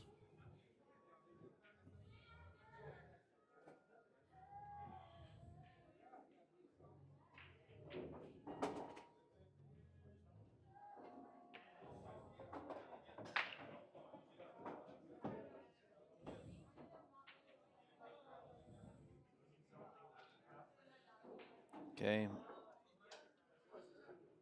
Mike looking to, it's a little flat on the angle here, but maybe, depending on whether the 15 is glued to the rail or not, he may be able to punch, follow, and get that spin to take. Oh, he did pretty, oh. I was going to say, all things considered, he was doing pretty good there.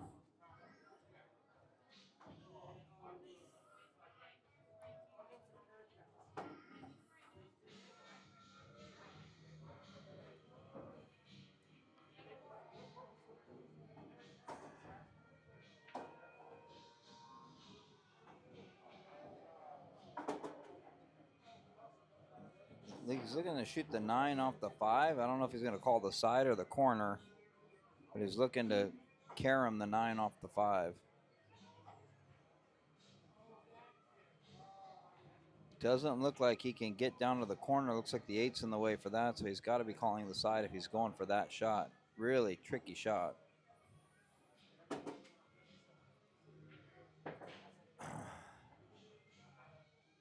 But hard to play safe here.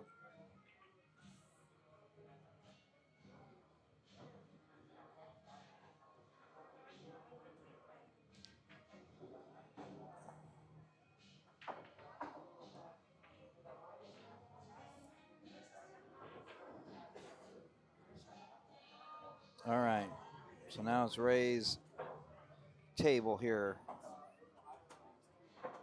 And things are looking pretty good. Maybe focus on clearing the 3 for the 5 early in the run here. Let's see where this lands him. Okay, ooh, I think he can see the 3. He's gonna shoot the 4 though, but I think he can see the 3. The 3's got to clear. But probably better to take the 4 ball.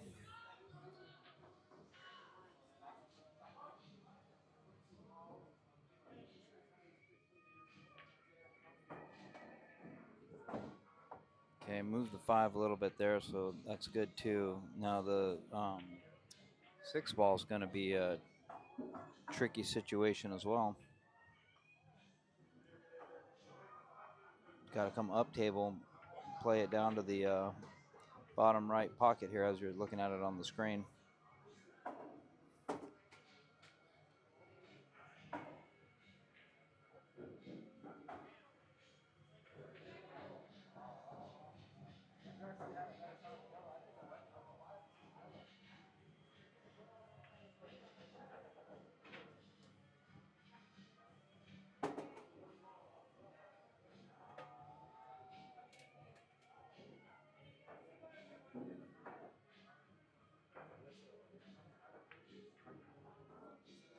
in the safe. Mike can see it though. He can hit the 9. Might be able to bank it. He's gonna go for it.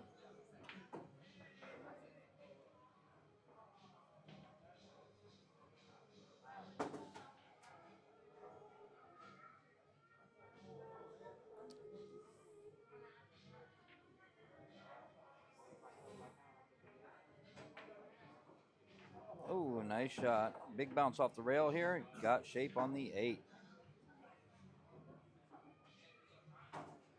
This is Mike's game to lose because he definitely is in the position to win. Got to watch the scratch in the side pocket up by his cue there.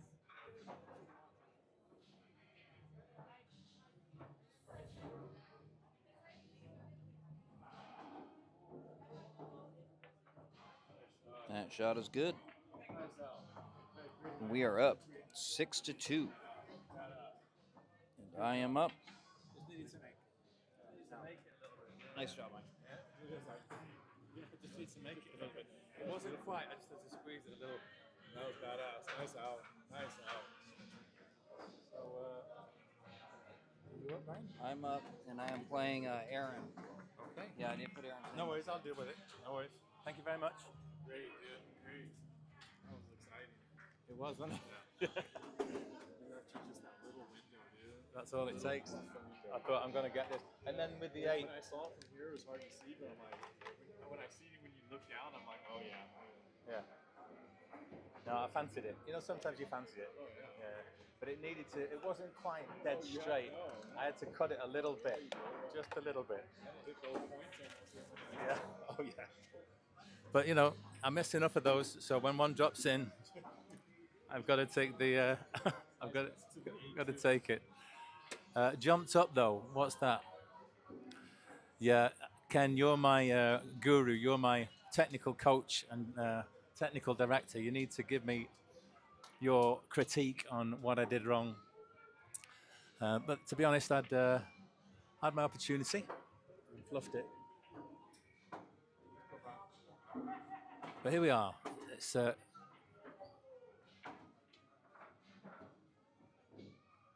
6-2, so this is into the second half of the match.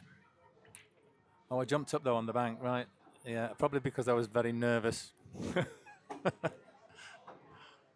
Nothing gets by Ken, absolutely not, no. You know, what I want him to do, I want Ken to stay there with a baseball bat next to the table when I'm playing. And if I play a shot and I lift my head up, I want him to hit me over the head with the baseball bat. That's what I want.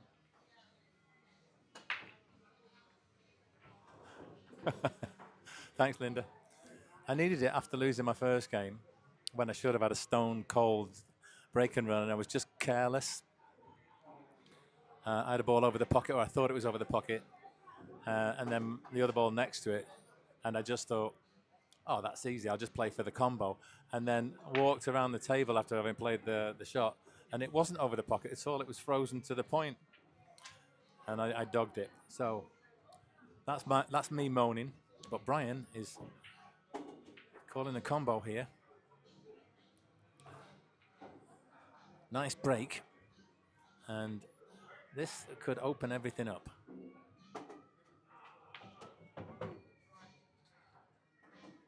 Yeah, he's on the solids. Yeah.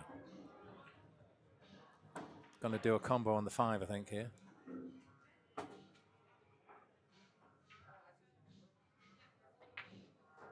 Oh no. Needed to put a bit more juice into that, and I think topspin might have been the goal rather than draw, but hey, hard to tell from the sidelines. Brian was the one over the shot, so he knows best. But he's in a spot of bother now.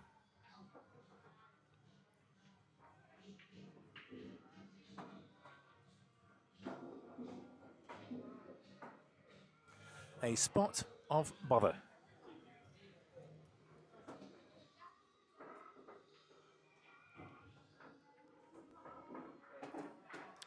So calling safe.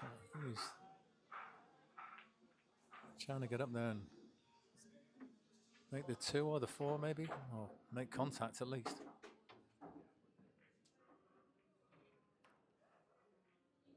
But that's a foul.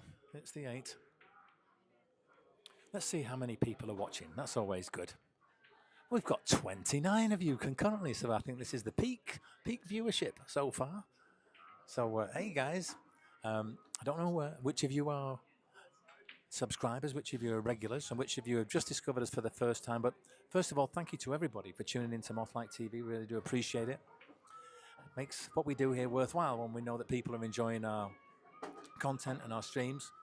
So one thing I would humbly ask, if you have discovered us for the first time and you're new, would you consider subscribing? If you could click on subscribe, it makes a huge difference to the YouTube algorithm, as does giving us a like if you like what you're seeing. Give us a little thumbs up, little heart. And of course, engaging with us. Oh, thank you so much, Fred. That's really very, very much appreciated. Thanks for subscribing. You're a superstar. And yeah, follow Fred's example. Do me a solid and subscribe to my channel. I really appreciate it. So Aaron doing well here now.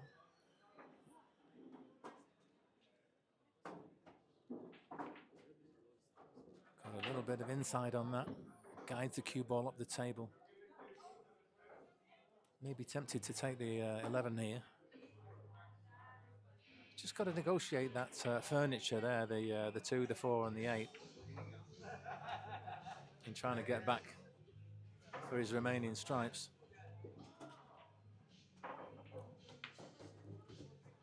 Yeah, that was always the problem. Just clips a ball, and just wondering now if he's got a shot through the gap here. I think he's trying to put it in off the 13. He's called the 14.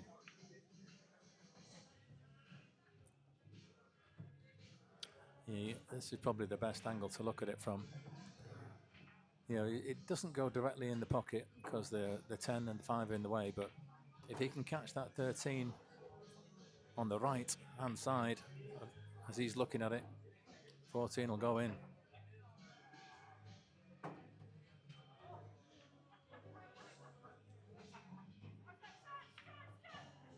Perfect. Real nice shot. How's his luck? How's this running? Can he get the 13 here?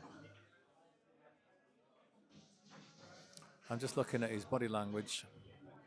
He seems slightly undecided the way he's looking. Taking another look, bending down. He's calling it. So he obviously feels he can get through and see enough of it. And the thing with these is they're thinner than they look. So if he can catch just the slightest of edges there, that might be enough.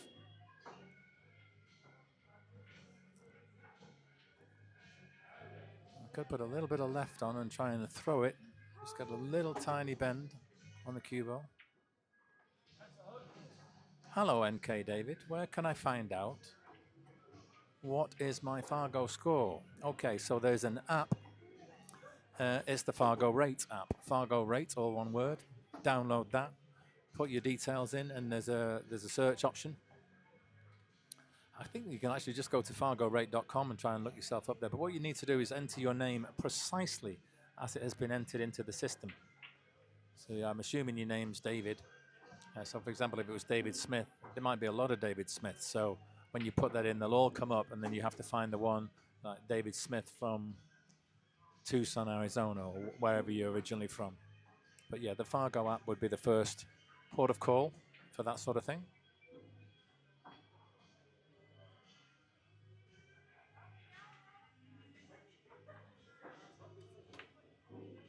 Yeah, didn't quite get enough cut on that. That's going to treble. It's going to drop in. It's actually better staying there than dropping in for Brian. But will he get back to the table? That's the question.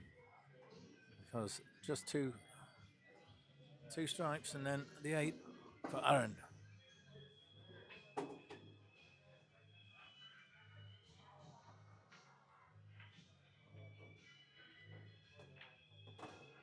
Yeah, if you've never had a Fargo before, you generally get started on a provisional rating. And The best way to do that is to go through a BCA league operator, because they will ask you a lot of questions, like if you ever played APA pool before in the league, because they have a different rating system. They just have skill levels on 8-ball. I think it's from 1 through 8. Oh, and he's not on it. He's not on the 8. Okay, what if you've never been in any kind of APA or BCA events? In that case, David, you could be starting as a clean skin, brand new, and you tend to get put on a provisional score, which is a lot higher than your actual score. People who turned up in Las Vegas for the BCA World Pool League Championships, people who they didn't know were put on 625 P. P means provisional. And of course, you've got 0 robustness. That's the number of games that you've played. But once you start playing in the league, you start playing other players, reporting matches to Fargo, obviously it will correct itself over the period of a few games. But of course, you'll be handicapped because you'll be starting on such a high score. The good thing about doing it through a league operator is they will be able to estimate you and put in a more reasonable assessment of what your actual Fargo should be.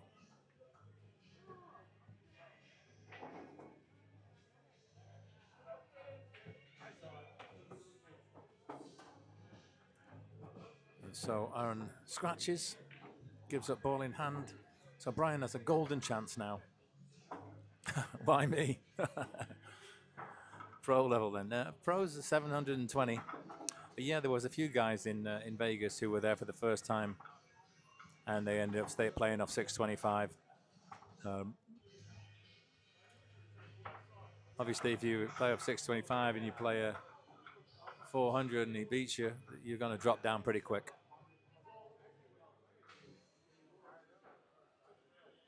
Incidentally, David, whereabouts do you live? What part of the US? I'm assuming you're in the US. And are you interested in playing in the league or in tournaments? Give us an idea what your level is.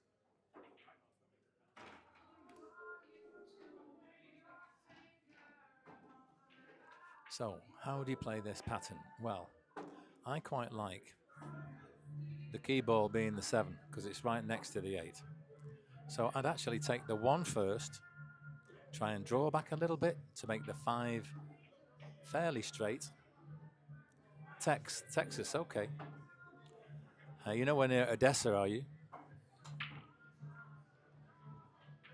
I know a league operator for BCA in Odessa by the name of Cesar Sanchez. He beat me in the final of the second chance 8-ball tournament in Vegas a couple of weeks ago. Picked up $1,500. And I just had to settle myself with 1,000. Yeah, he's a great player and he's a real nice guy. Okay, now just a little. They play rail and ball at the same time just to get the cue ball to bounce like an inch or two. And now you're just going to roll this into the corner.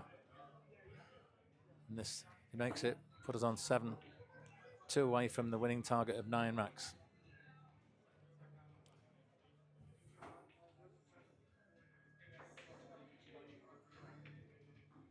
There it is, that's all the way.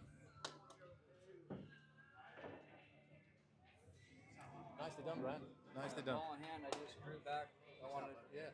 No, you did what you had to do. well, ball in hand, I played the corner ball so I could just draw back and be in the center of all 3 and then pick the best option. Yeah. Who's up? Wayne against, I didn't write it yet. Wayne is up against Jamie. So we have Wayne Crow coming to the table. He's going to be breaking the balls here. And his opponent is going to be Jamie. So can Wayne put a fly in Jamie's ointment? He's 2 for 2 for tonight, Jamie. So there are about 2 local bars that I know that have APA and BCA events. So yeah, I'd say that a good place to start if you're new to all of this is actually to start with APA. It's kind of more of an entry level, and you can get a feel for the league and have some fun. And BCA leagues tend to be a little bit more serious. I mean, it depends where, throughout the country there are a few different variants, but here in San Diego, BCA, even though you can see everybody's Fargo's on score. How did his Fargo drop so much? Right, good question, Ken. What happened? He had a series of bad results. He had a little bit of ill health, and during that time, his game dropped markedly, and he dropped from, he was like 590 and through the 580s, and then actually in Vegas this year, I don't know whether those scores have actually gone on there, but it's basically just a cumulative effect of getting beat by lower Fargo players in this league and in the 10-ball league. So yeah, he's low, 567. In fact, I think he's 568. Let me just give him one extra point. Yeah, I'm pretty sure he's 568. But yeah, he was like 30 points ahead of me at one stage, and now I'm only 10 points behind him. So I'm gunning to catch him. Yeah, so do that, David. Just getting back to what we were saying. Head along there, meet some of the guys.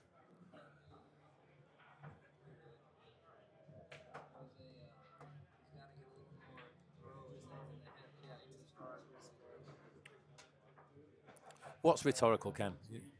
Don't quite get it. Oh, we're on 36 concurrent viewers. Thank you all so very much for tuning in. We do really appreciate your custom. We know that in this big wild world wide web that they've got lots of choices, and to choose us, we want to say thank you very much. If you've found us for the very first time, maybe YouTube recommended us, we would be ever so grateful if you'd consider clicking on that subscribe button. Maybe give us a like. Those are the metrics by which YouTube judges and let us know whether we're doing a good job or not. And it helps us to grow the channel, and we can get, as I've continued to do, investing in equipment to try and bring you the best quality stream that we can.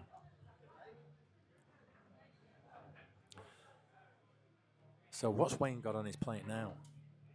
Well, looks like he can play up the table from this 5. He's just jacking up ever so slightly just to get a bit of stun on here. Okay, so David, I plan on playing in the Texas US Open 8-ball tournament next year. Well, that's real good.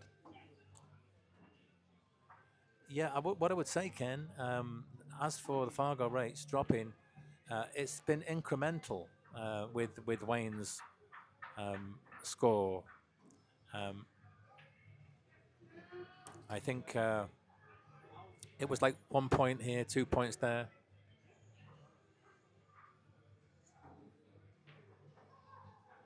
But one thing we do know is that his game intrinsically, how much did it drop? Well, he was the highest I think I saw him at was 587 or 589. I don't think he got to 590, but he was high 580s. And we're talking over a period of like 3 months or so, 3 or 4 months. And he did go off the boil, and he lost a bunch of games. And here in this 8-ball league, there's quite a lot of players in the 400s. There's even a few who came over from APA who are actually pretty good players. And single rack of 8-ball, anybody can win it. So that's the answer to that one, Stephen. It was about 30-odd points. 20-odd points.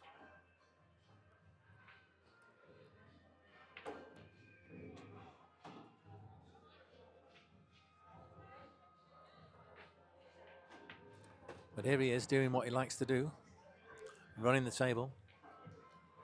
And he's got these where he wants them now. He's got a plan in his mind. He's got the cue ball under control.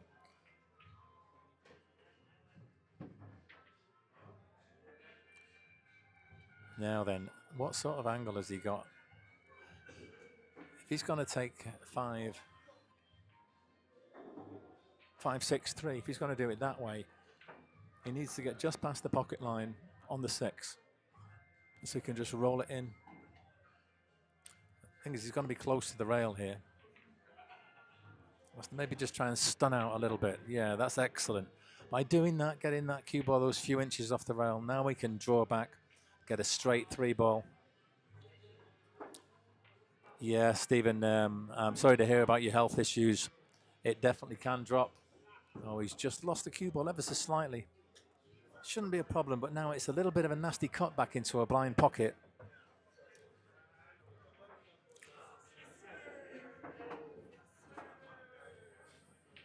Big shot, this.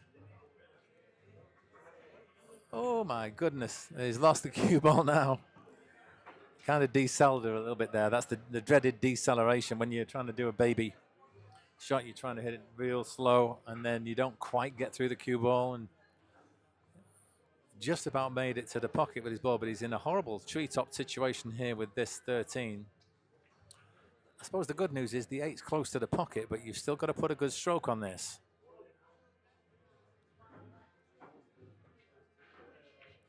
Oh, and there it is. Where's the cue ball going? Where's the cue ball going? He's good. He's good. And so now, Brian, see this. See this one? Yeah, right. I'll just show you this. So screen 2, there, on the hill. So we're on the hill because we are. We're on 8. Yeah. There we go. 8-2. So we need one more rack, and it's Jesse with the break here, is it? Jesse has break. Who's he playing? Jesse is playing Ray. Okay. So here comes NK David again. I've played a 590 Fargo player. It came down to 1 I had against him. He won at the end, though. What does that story tell you about possibly my score, in your opinion? Well, I mean, you played him. I don't know how many games you played him. Whether you were playing on a 9-foot, 7-foot, was it 10 ball, 8 ball, 9 ball? That all makes a difference. Obviously, if you played a 590 Fargo and you did a race to 9 on a 9-foot table and you're playing 10 ball, and he beat you 9-8, that would mean that you're a pretty good player. Yeah. If, however, it was like a race to 3, 8 ball on a bar box, that's not quite the same thing, and and he beat you 3-2. So it does depend on the length of the race and the table that it was on, because there's more skill required on a 9-foot table than there is on a 7. At least according to the algorithm that Fargo uses. I actually think that the 8 ball on the bar box table is one of the most skillful games because of all the congestion that 15 balls make on such a small playing area. Okay, this is my first time against him and only one game. So yeah, I mean it's hard to get a judgment from that one solitary game. What I would say is that an average league player who plays regularly, puts in some practice and knows what they're doing, they could be anything from like 470, 460, the lower end all the way up to, let's say, 550, 560. That's like the bell curve. When you look at the tournaments that we go to in Vegas, there's like 5,000 players who turn up, and they split them into 4 categories. The bottom 15%, they're the bronze players. The top 15%, they're the platinum players. And then there's a huge bell of 70% in the middle, and they split that in half, 35, 35. And they have the lower half is silver and the upper half is gold. So you'd be somewhere within that 70%, I'm pretty sure. And then it's just a question of how much you can produce of your A game when it comes to the crunch. So a dry break from Jess, and Ray's got himself off the mark here. He's on the solids.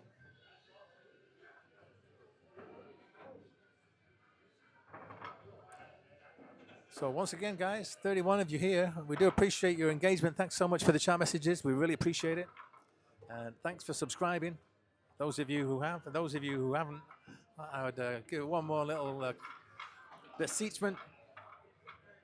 Go on, do me a favor, click on that subscribe. We would really appreciate it if you haven't already. Of course, if you have, thank you so very much.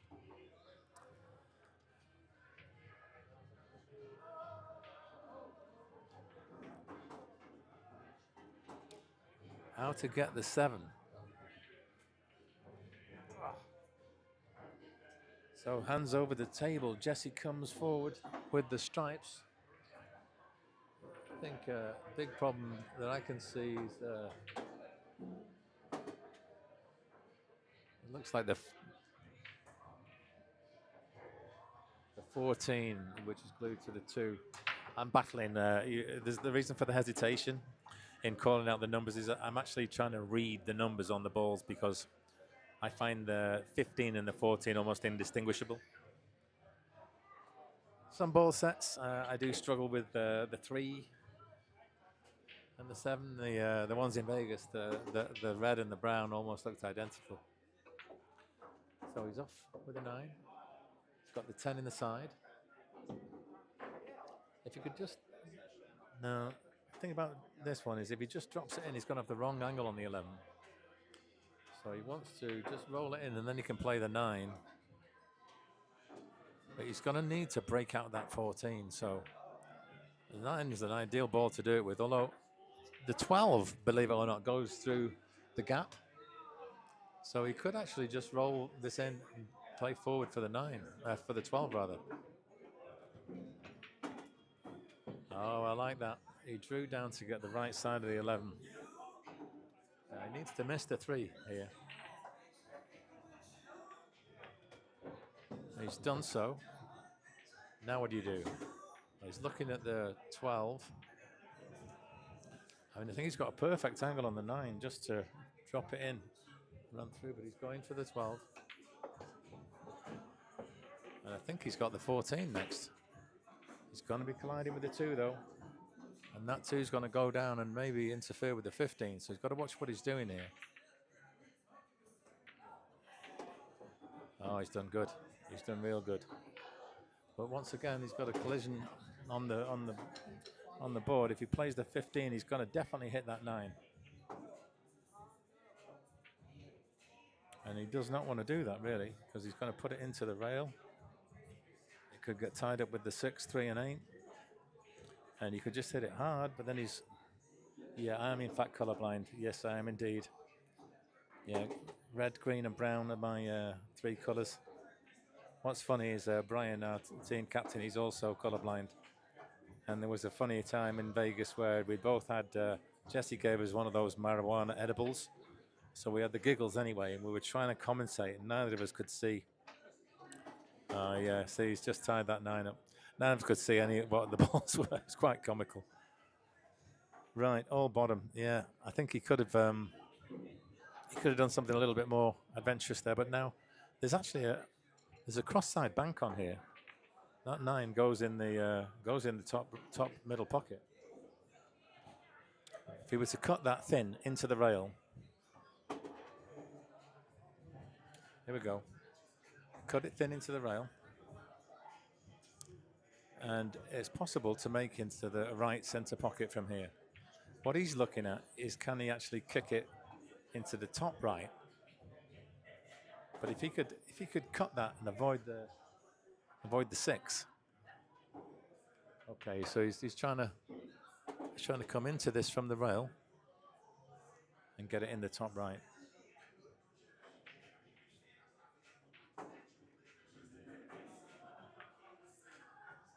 Yeah.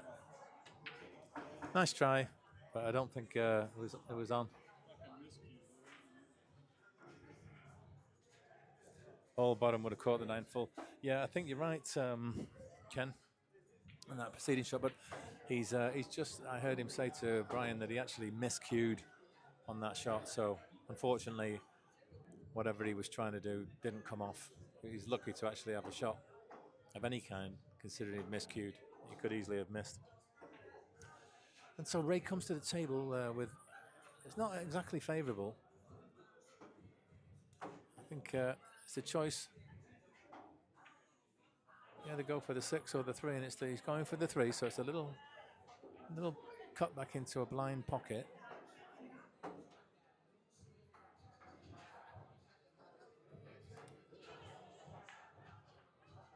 And he's done well. Extremely close.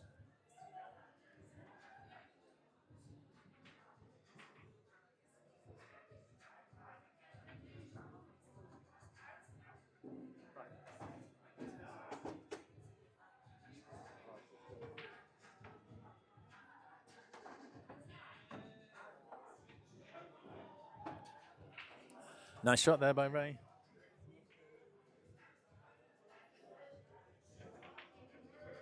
But that 4 on the 8 is gonna stymie both players here, and no easy out.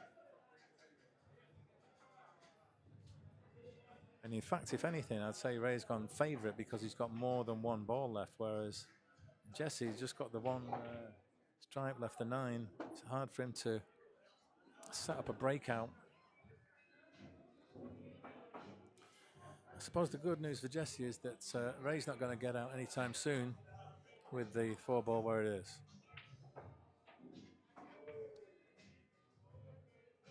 Okay, so he's trying to tempt Jesse here. Other view, let's switch over, there you go, how's that?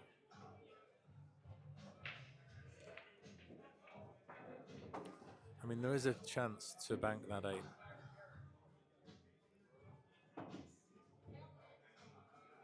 But I personally would be inclined to play this 9, try and get it down near the 8 ball. So, could play the 9 3 rails here.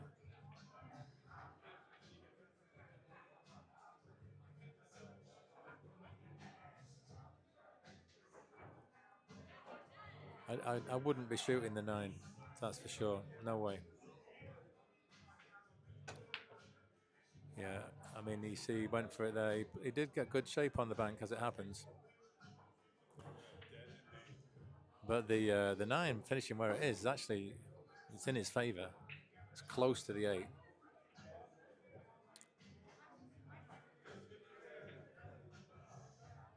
Yeah, he wanted to attack, I think, Major Cali. So here we go. Ray's moving his safe 4 ball and trying to hook Jesse behind it. So there it is. Now there's a kick on here, Jess. You can do a 1 rail kick. But I don't think the 8 will pass the 4 into that corner. It will, however, go in this bottom right corner. So I think you just got to play a dead weight kick shot. Just try and drop this in. And then you'd have a thin cut on the 8. First things first, though, make the 9. No. Too narrow, much too narrow. Needed a good inch or so, 2 inches further along the rail. So now another opportunity falls to Ray, and I think he's going to play another snooker here.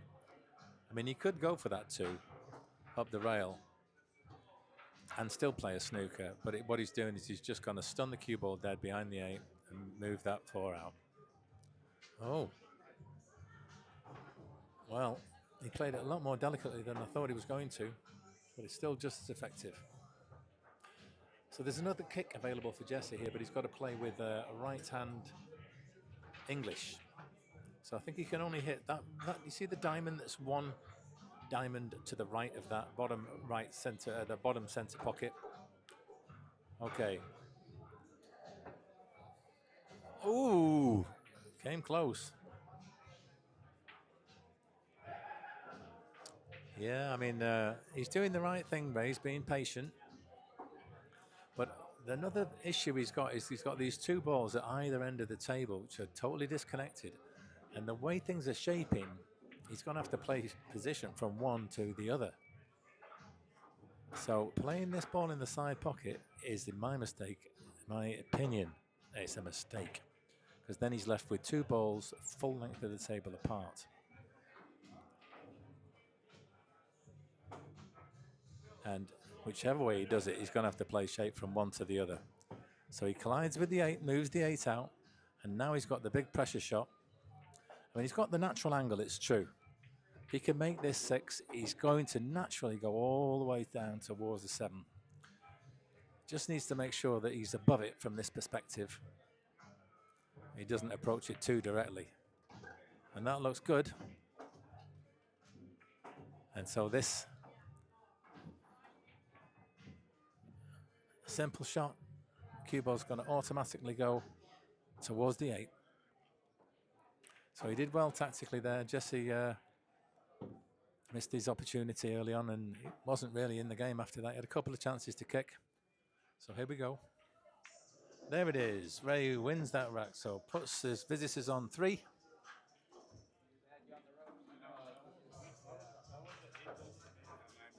When you played to kick it in there off the rail, if you'd have hit it thin, you could have cross-banked it in the right side. It could have went. It did. I didn't think so. Oh no, honestly, you look at the tape later. Yeah, I didn't. I saw. No, I looked at it. It's there. The 6 was here. I don't think it would have went. Of course it would have went. I'll look at the thing. You're there. Look. I think there was a ball in the way. No, the 6 was here. Honestly, look at it later. Yeah, but it's me, isn't it? Yes, it is. Against who? You against John. John. English. I thought it was in. When I spun it around. Yeah. When it came off the rail. The one where you gave it ball in hand though. But Yeah. I thought it was gonna look like it was gonna be good I thought too it was in, dude, on the originally. cut, dude. The second Did one. this cue cost you? Yeah. Miscue cost me. Alrighty. We're still on the hill. My Miscue- Colt to miscue break. Cost me. Yeah. And the shape, because if I was another inch over, I wouldn't have had to fucking try to do the. Damn it. Too awesome. I thought when that came off the rail, dude, on the cut, because that 9, I had to go way on the right side of the 9. Uh-huh. I thought I was in, dude. I was like, fuck yeah, and I was gonna get shape off the 8. I hope he gets this. Damn it. You had a little bit of miscue on that one shot. Yeah. Where it pushed the 9 up. No, I Yeah. miscued completely. Yeah. Lucky that the ball dropped. I wasn't trying to do that. I was trying to spin that way around nick that So you've had a couple of miscues tonight. That the stroke or is it the tip now? That tip finally going on you or? I think it's hard. I think we need to rough it up a little bit.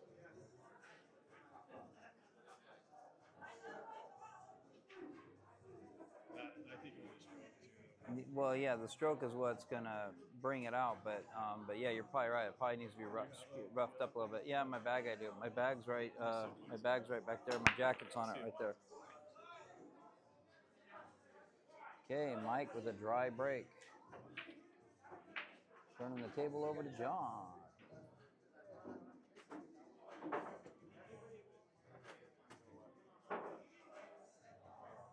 Because I would have been out. This thing would have been out a long time ago. I could have just did everything right, to get.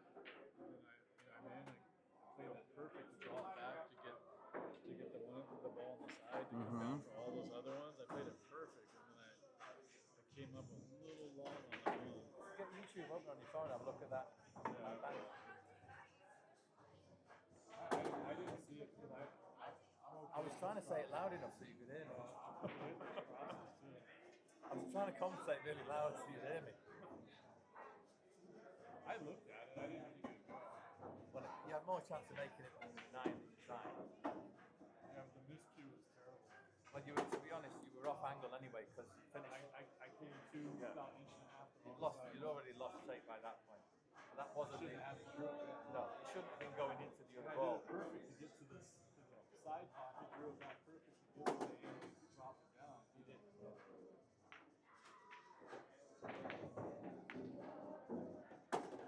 Yeah, that 2 inches John of opening up angle with the is what- saw is but didn't quite leave himself good shape anywhere. All the time, you want to shot Pretty the much 9, got a back cut the took 6 9 ball. and just cleared Cue around ball's and gonna would've go touched loose. that. Would've cleared that bottom corner a little bit. Oh, it's not looking that great. Getting those out of the way. Neither of the stripes. Bottom right corner of the table. Well, actually, the top right corner of the table, as you look at it on the screen here, is a little tied up. A lot of congestion.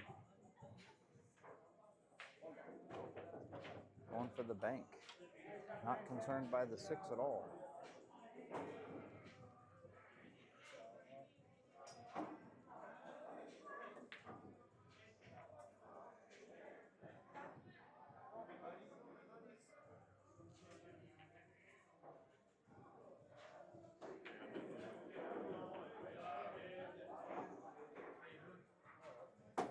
Doing good, doing good. We're on the hill right now.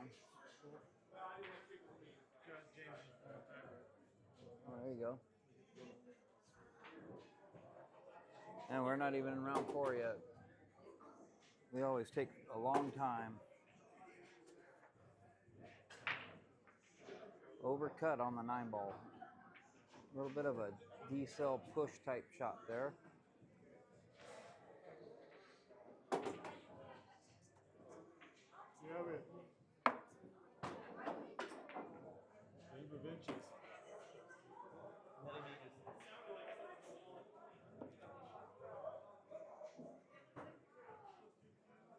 All that work to get there, too.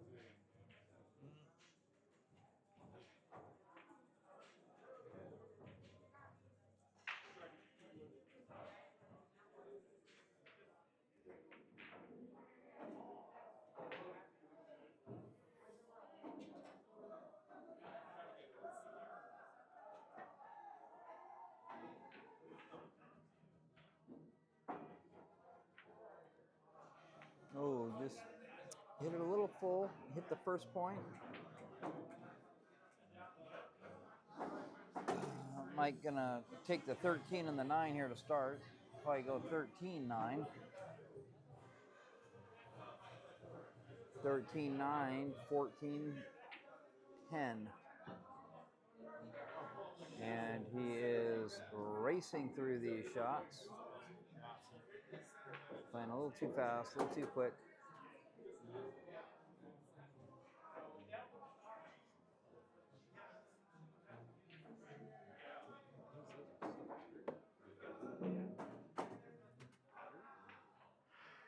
Yeah, your battery.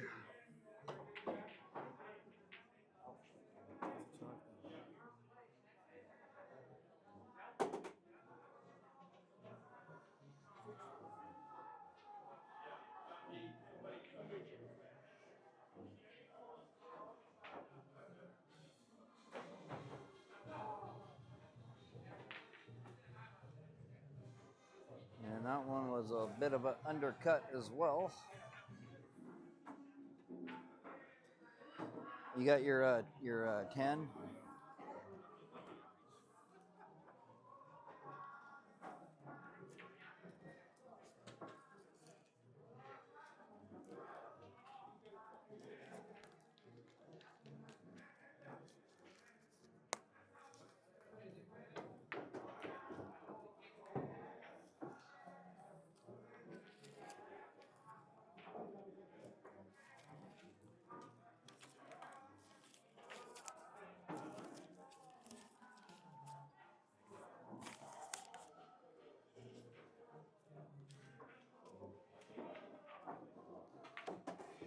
Coming out for the breakout. Oh! All stuck in the stack.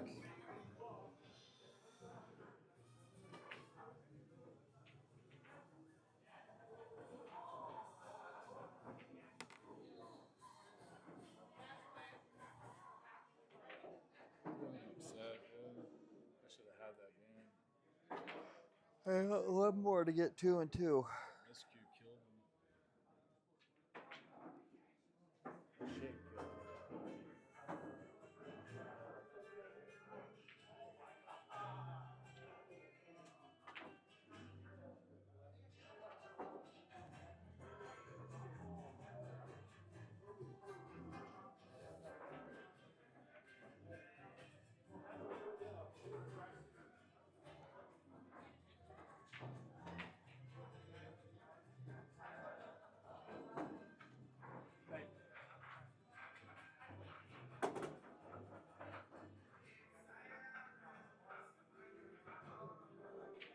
Good save. Nothing available here. I mean, he can hit balls, but he can't. He's got no clean pots, no clean shots.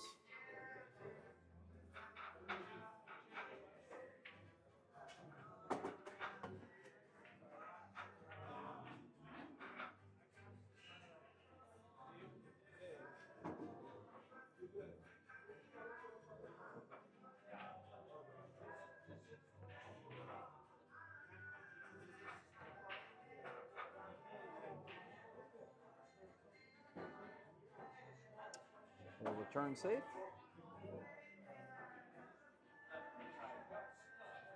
Mike back on the offense here. No shot on the 10 here. No shot on the 10 here, Future. Do you have your 10? Your 10? No? I'm just going to put a big middle finger on there for Fran. Oh, and he hit it a little thick. Hit the outside point.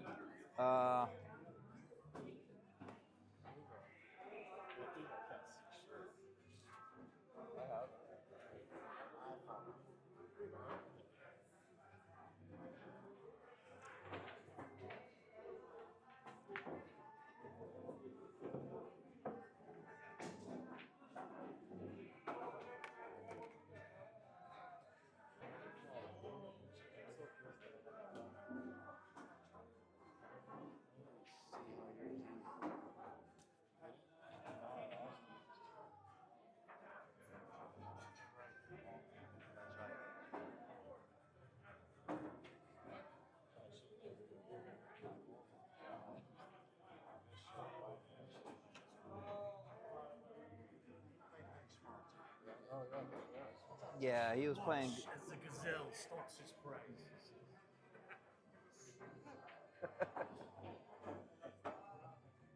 How's things?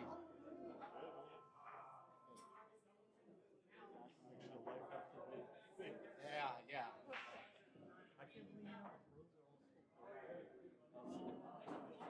They're there for like a month and a half. Serious? Yeah, because they go out there for like the Swanee starts ahead of time, and then they have the BCA events. They have those 2 pro events that go on during the BCA events, and then they have the U.S. Open, like Banks, U.S. Open, One Pocket, all that Griffs. Yeah, so they're still there right now. There's still tournaments going on at Griffs right now. All right, Mike, you're on the 12 ball.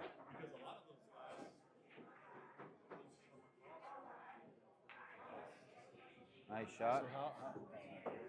What's that?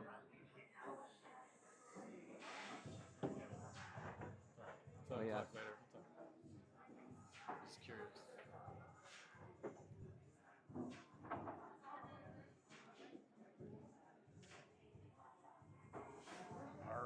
Arr.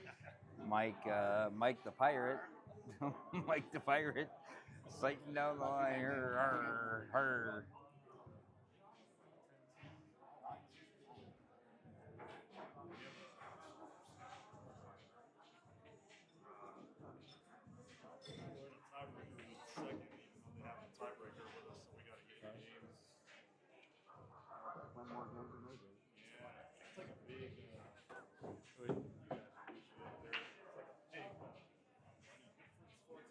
Yeah, good. Okay, 14 in the corner.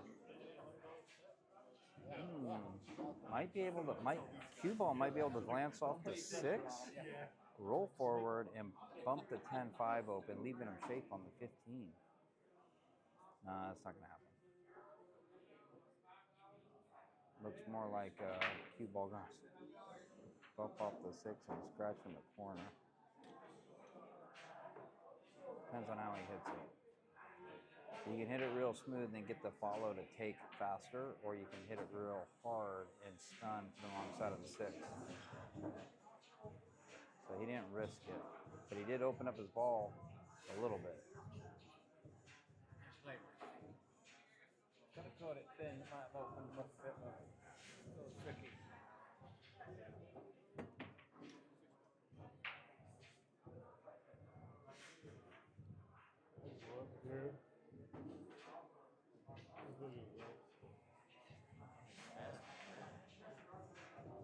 Nice shot on the 6, shaped the 5 quite nicely. Does the 4 pass? Does the 4 go in the bottom right corner? I think it does. I think it does.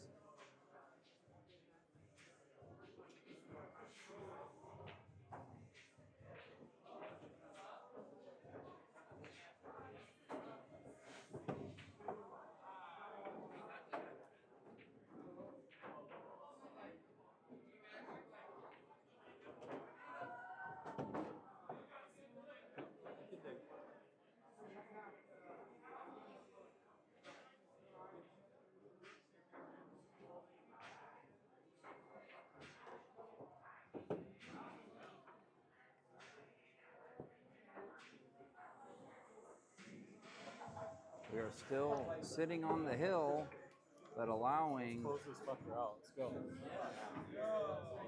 Oh. Come on, guys. Someone's got to We're win still this. on the hill, but we are I allowing. tried. I wanted it. We're allowing Blues Clues back in. I wanted it. That's the end of that. That's the end of that round. That's the end of that round. We got one more whole round. 4 tries. Yeah, that wasn't the best rack I've ever played in my life.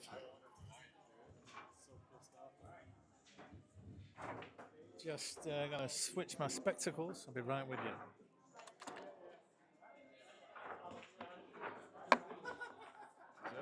No, these will do. So what's going on here? Good win, John. Yeah, that was a good win by John. Do you know John Major Kelly?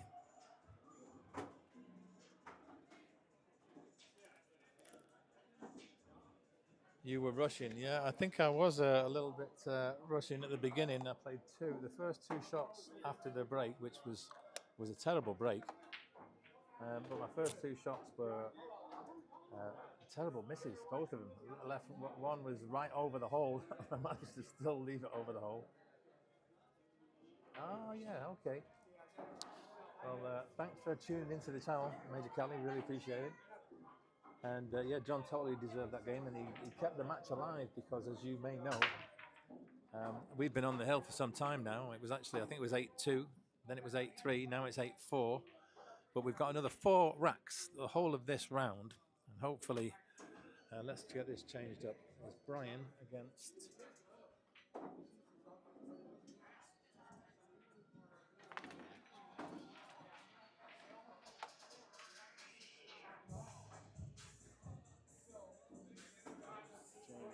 Okay, Brian against Jamie.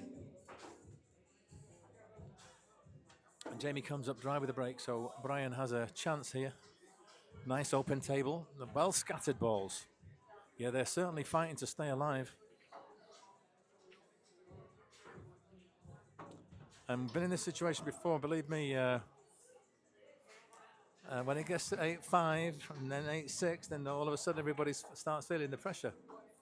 And we've been all the way. And of course, if it gets to 8 racks each, even though I've said it's the best of 16 racks, you can see on the graphic on the screen, a tie-breaking 17th rack is played and 1 player is nominated from each team in the event of an 8-all draw. I hope you don't mind me saying I really don't want it to go that far, but I'm sure from a viewing perspective, you'd love that.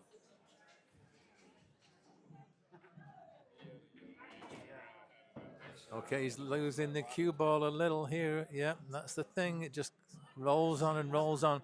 And so now, I don't think he has a shot here. I don't think he can make the 1. But I think he's looking to just cut it there. But yeah, the pressure mounts. Hey, Linda Perez in the house. Here is Linda. She's right here. Just walked in.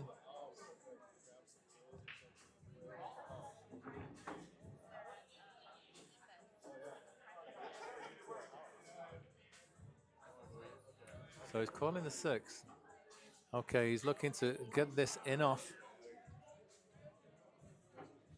He wants to get it in off the 15 ball.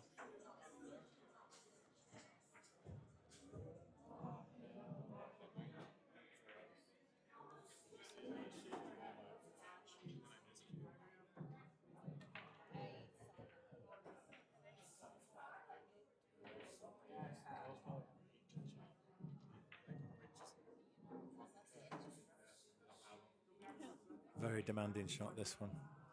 Got to catch it so thin. Okay, so he turns the table over. Jamie's got his opportunity now. I would say the 13 is the most difficult ball on the table for the stripes. Anywhere within a diamond of the side pocket, especially if it's on the rail, makes that ball hard to shape and hard to pot, especially if you're trying to pot it past the middle pocket. So that draw shot's left him nothing but the 11, I think.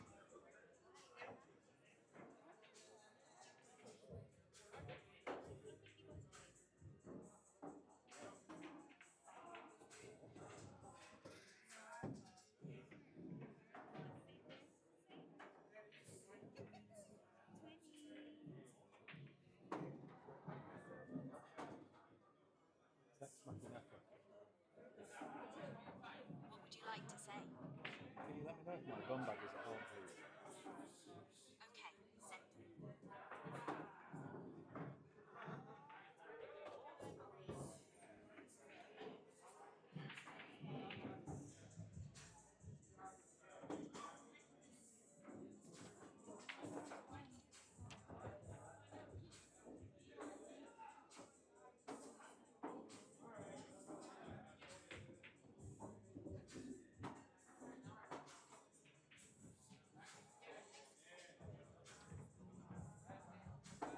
Okay, this is the one. This is the tough ball. And he played it really well. Perfect speed. Now he's got to play the 14, I think. I mean, he could take the 12. Very skinny. But I think it's the 14. And he's going to have to put a little bit of backspin on this to try and get back to the center of the table to leave him kissing the 8 ball, but I think he's okay. He can still cut this 10 in.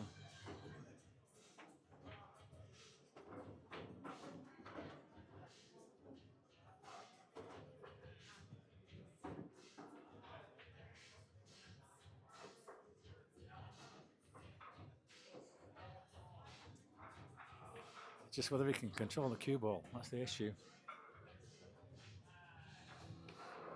He's just looking if the 12 will pass the 2 in there. Because if it will, he'd go for that right now.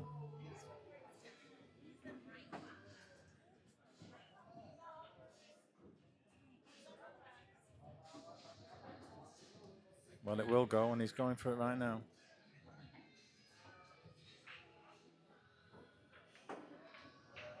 Yeah, and he just slow rolls it, and that's the way to do it. Give yourself maximum chance for the ball to drop. And now he's just got to shape the 8. He's just showing us where he wants the cue ball.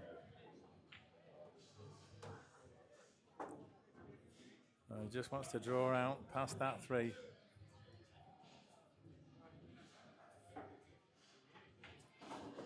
Well, he didn't really get much draw on it, so it's a little bit of a tester. Still got to put a good stroke on this. And it's there. So it's 8-5. There we go. Unlucky, mate. Okay, Wayne.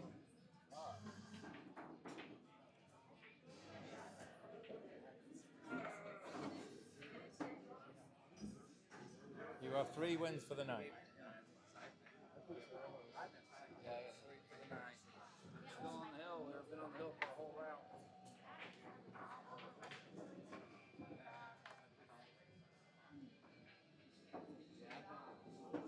So Ray's going to break the balls here, and he's playing Wayne. Let's get this set up. There we go. So let's, while we're waiting, just going to come back over here and have a look at the chat. And Mitch Project says, these tables are such a nightmare. The cloth is so worn, you can barely get a draw on them. Yeah, I mean, it's true. The good news is that the table fitter was here today. Travis Kunzel and his son.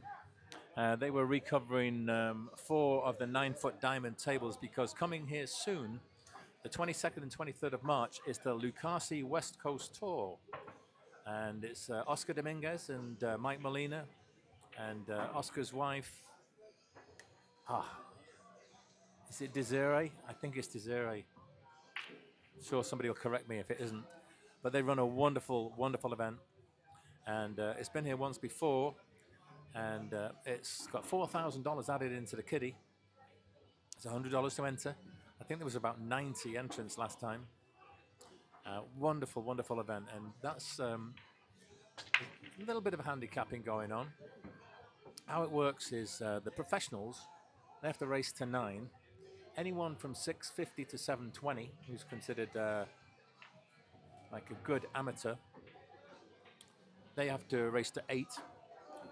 Anyone who's 551 to 650, they are racing to 7.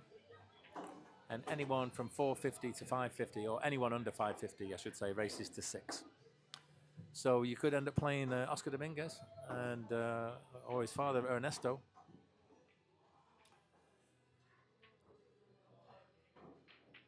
And rest assured, I'll be streaming that event alongside the very wonderful Collins Newey, who runs the Post Up channel. You billiard enthusiasts. Oh, he's an amazing player and he's a wonderful mechanic. He actually told me he's not been playing so much anymore, and he's sold his 9-foot and his 7-foot table, so he doesn't have a table at home. Just a little busy with other things at the moment. I'm sure he'll come back to the game in time. Yeah, he's wonderful. I can't recommend him strongly enough, and hopefully the owners here will get around to recovering these bar boxes because they're in dire need of it. A little bit threadbare, you know, when your trousers get that little shine on them. It's time to get new ones, and there's a shine on that cloth right now. So worn.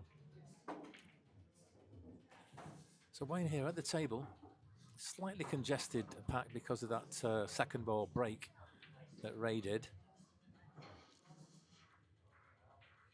So there's going to have to be some developing done before this racket's won.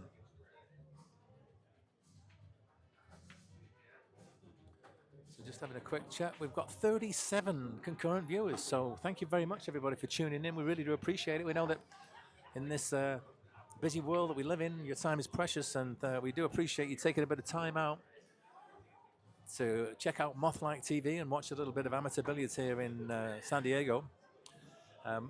Those of you who are subscribers, thank you so much. We really do value you, and you I think about a third of the viewers on the whole are subscribers, so that means 2/3 of you are probably not subscribers. You may have discovered this feed for the very first time. As Wayne makes that one ball, I'd humbly ask you to consider subscribing. Can you, does Linda count as a viewer, as she's now there in person? Yes, you can be a viewer and be here in person. If you've got the stream open on your phone, then you're a viewer. That's all the algorithm wants to know. Although I prefer, rather than watching it on my phone, I actually love watching on the big TV in my house. And whenever I get home, I'll put the kettle on, get myself a nice cup of tea, maybe a chocolate biscuit, and I'll sit there. I've got the cat on one side, got the dog on the other side. I call up Moth-like TV and I'll watch the tape back, agonize over all my misses, and see what I could have done wrong, what I could have done better. So yes, very much appreciate your viewership, and if you want to give us a like, if you like what you're seeing, that's even better. And a chat engagement like we're getting here from Major, Callie and Mitch and all the others who've commented so far tonight. MK, David, Stephen Barker. Yeah, you guys are greatly appreciated. It's for you that we do this, and you make it worthwhile with your appreciation. So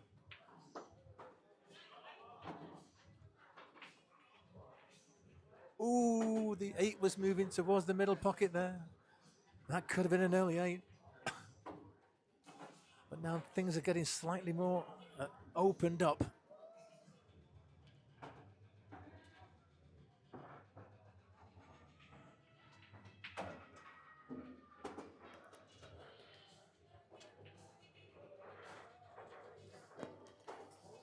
Looks like he's calling the 3.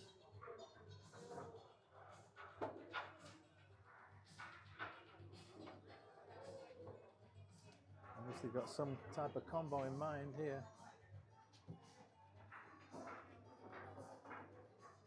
Oh, very cagey. So the 9 is now completely tied up. The 4, the 7, the 3 is awkward, but it's available if you can get in the right spot.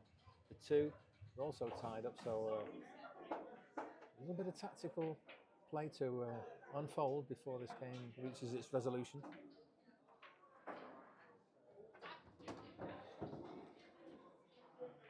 And Ray takes the ball by the horns and goes into them. I'm not sure what he's got available from an attacking perspective. The 10 will definitely cut into that top left corner as you look at the screen. Fraught with risk though, I'm not guaranteed to be able to shape on another ball afterwards. But he's taking it on.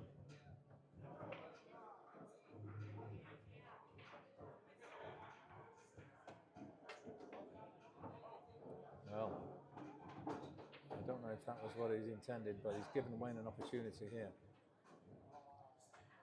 So if Wayne could draw back from this 7 to obtain position on the 4 ball, that could be the key that unlocks this rack.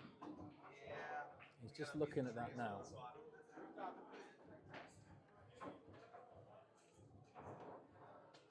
So it'll be a drawback of only 3 or 4 inches. Jacking up. Well, he's kind of stopped it. I don't know if that's sufficient, but maybe it is.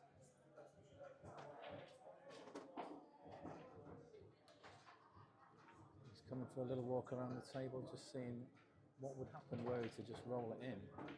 Would he be able to shape for the 3? And I think he can make this.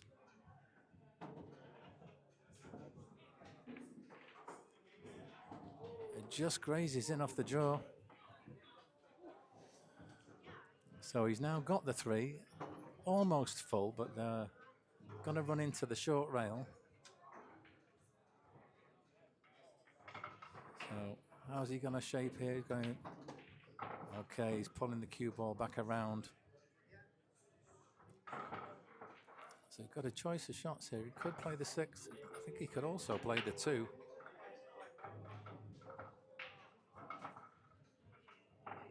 Neither of them is ideal. The 6, the cue ball is going to be going into the 11. If he can draw back, he will get the 2 in the opposite side. No, he's going to have to take it in the corner.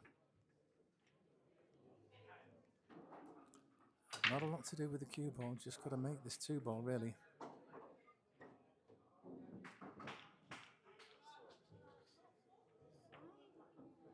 How's that going? And now, do you go for the corner or do you try and snick it in the side? He goes for the corner. So this is it. This is the big shot for the night.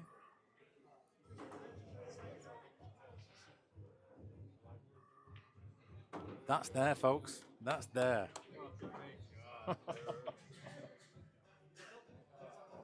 Wayne, way to go. Way to go. So Wayne, say something to the folks on the YouTube. Hey, hey, hey. How do you feel after making the I winning feel number? pretty damn good. Went 4-0 tonight. So. He went 4-0, so that's great. Yeah, Wayne is happy, happy, happy. And you know what? Ken Lautner says, I want to be Wayne when I grow up. Hey, Ken. Tell Ken I said I'm already him. Wayne says he's already you. So work that one out. So who's up? I think it's you. And you are playing.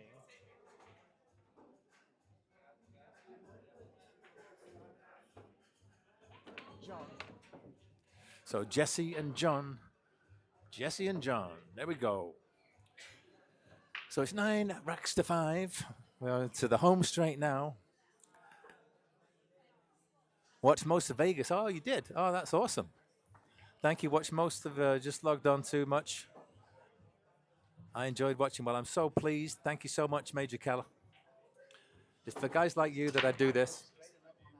And obviously, I want to showcase amateur pool here in San Diego. It all started out because I have a photographic video business. I was just recording myself just for my own practice sessions, just to see what I was doing, maybe what I was doing wrong. And then when I ended up joining the league, met this with a wonderful team of players. For a while, I was just recording the games, so I didn't have any means to stream. And I had to edit them. I started putting them up on YouTube. Then we went to Vegas for the first time, and that was an amazing experience. And I posted a few of those videos, and they got some pretty good traction. I mean, one that Wayne was in, I think got like 25,000 views, and one that Brian was in was something similar, tens of thousands. So I was like, wow, there's a bit of a market for this, especially if the YouTube algorithm picks up a video and that shoves it out to people. I mean, there's a lot more to it, of course. You've got to have the quality and the content. I do have Starlink, yeah. I've actually got Starlink outside. I've got my van parked at the other side of the window where I'm sitting here in On Cue. You know, the corner bar box table. Well, the van's literally outside, but it wasn't good enough. I mean, I was outside in the van. I was getting 100 meg download and 20 meg upload. But when I came outside here and then into the billiard hall, the router is part of the dish that's on the front windscreen of the van. I've got the van backed up here so that it's facing the northern sky, and so no, the router that comes with it basically is insufficient, and I'm looking at other options. Basically, what I need is an outdoor Wi-Fi booster that people have when they have farms and stuff like that, and I need to mount that on a pole on the roof of the van. And then that would be broadcasting an enhanced signal from the Starlink, but it would be, more importantly, it'd be outside the van. Because the van, I think, being a steel box, is basically like a Faraday cage.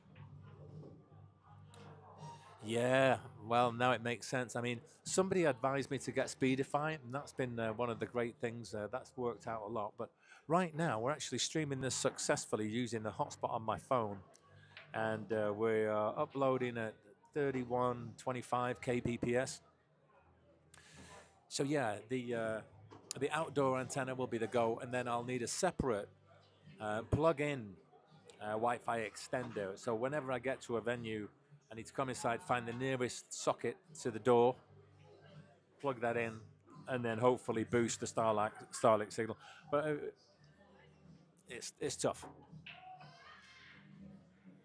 Especially when you're deep inside a building, like, oh, okay, hands up, go on, hand. Yeah, the phone's working well, and I've got 100 gigabytes of hotspot data, and so that means I can stream quite a lot. I've also got a separate mobile hotspot, which is not a phone, just a little one, which has got a SIM card inside, and I've been using that one. But that one I've used already about 95 gigs this month so far. So obviously all that streaming you were watching in Vegas, that was all done through the hotspot. Come on, John. Yes, you've got a Major's rooting for you here. He's got a great chance here. Let's see what he can do.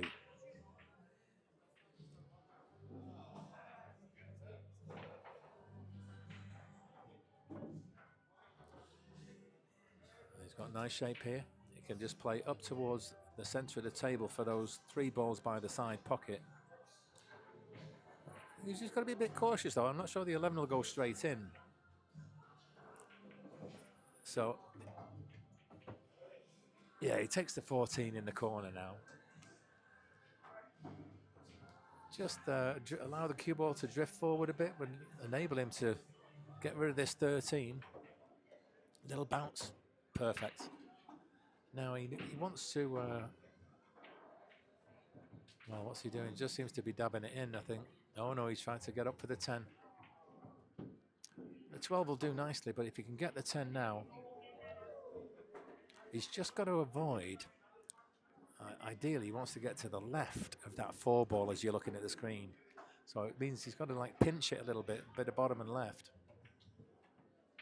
Could, of course, take the 12, but then he's likely to graze the 11 as he's going through. He might dislodge that and put it somewhere unfavorable.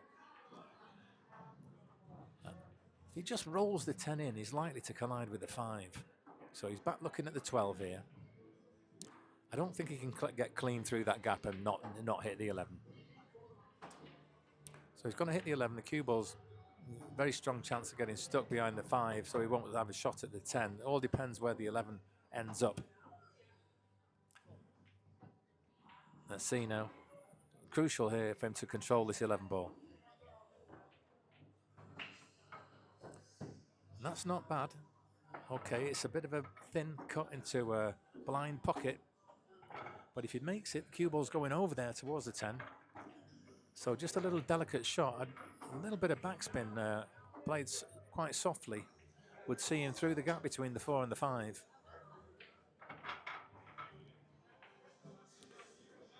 needs a kiss. Needs a kiss. Okay. Well, he's got one, and this will go.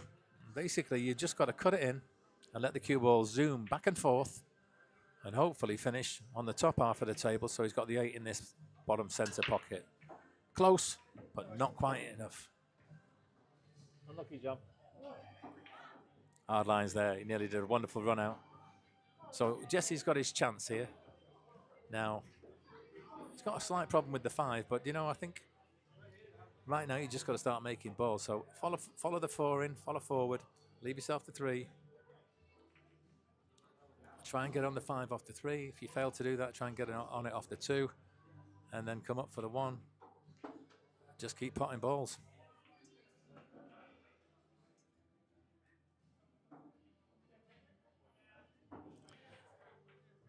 Okay, so this is the shot is to play for the 5 now. You could just bounce off the round, try and leave it in the left center, and you will still have the 2. Yeah, this is good. Slightly off angle, so he's going to be going up towards the 1 right now, which is not ideal. You have to play from the 1 to the 2, so possibly put the 5 in the top left corner, and then you can play down. Nice shape on the 2. You put the 5 in the corner. Here, you put the 5 in the corner and play for the 2. Yeah. You don't put it in the side. Correct. Yeah. You might make a shape on the 1 or the 2. Yeah. So do it. You could go for the 2 if you want. Or you can shoot the 2 ball. You got to come back. But then he's got to get on the 5 again, you know. And he's on it now. Yeah. So just go for the corner and commit yourself. Just a nice soft roll. Just conferring with Wayne there, and he agrees with me that the shot to play here is the 5 in the corner. Little delicate draw shot to get nicely on the 5. So get the cue ball to come towards the chalk that he's just put down on that short rail. Wow, he whacked it. That's not ideal. Yeah, I'm not sure. He kind of like stunned it, didn't he? Yeah. I mean, a soft draw shot, but I think he's just got to play a hook. He's just got to play it. Let him have a kick. That's all he can do. Just touch it on the side. Yeah, because even if he makes the kick, he's not guaranteed to get the 8 leg. And he might not get it. He might not make the kick. Yeah, he's got to play a hook. Yeah. Such a soft. We're hoping and praying that he plays the soft shot, but he's. What's he going to do? Yeah, you've got to play the 2.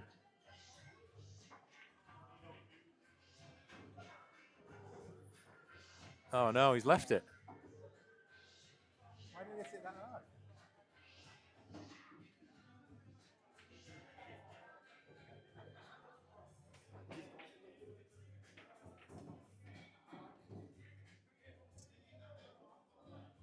Yeah, I'm afraid he has a touch like a baby elephant.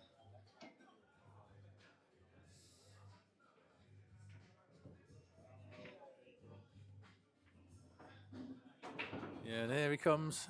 He's going to be a little awkward on this 8. Calling the top left.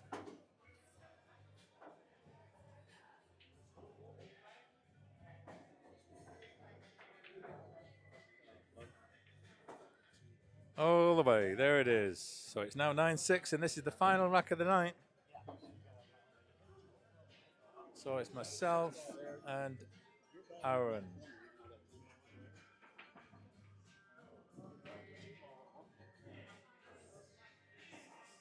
Hey, Linda. You can just. Only if NATO does it with me. Yeah. Too hood for that. No, that's not for your ear. You're talking to that. Oh. Wait. Put the microphone in your ear. You see the thing on the top? He wants me to.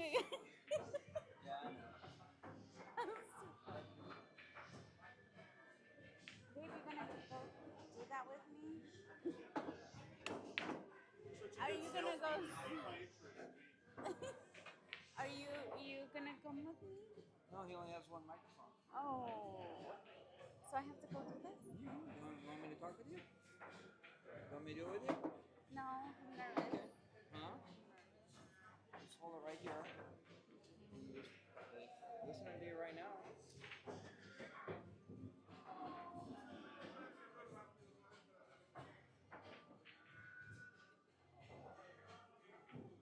I didn't know this was live. I'm over there. I'm so nervous. I'm so nervous. You just talk into that.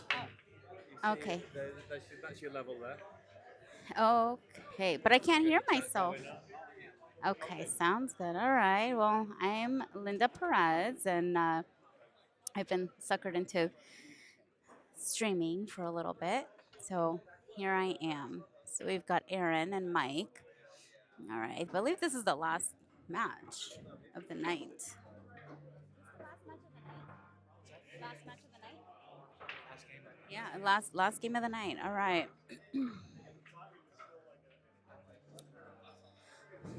So let's see if Mike can stay down on his shots, and I don't think he's going to be able to finish this rack, but let's see. I don't even know what he is. Let's see.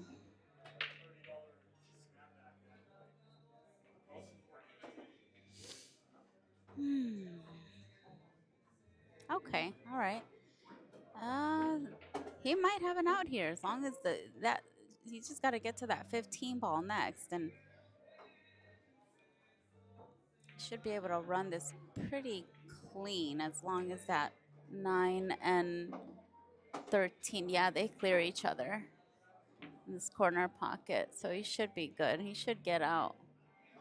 Let's see.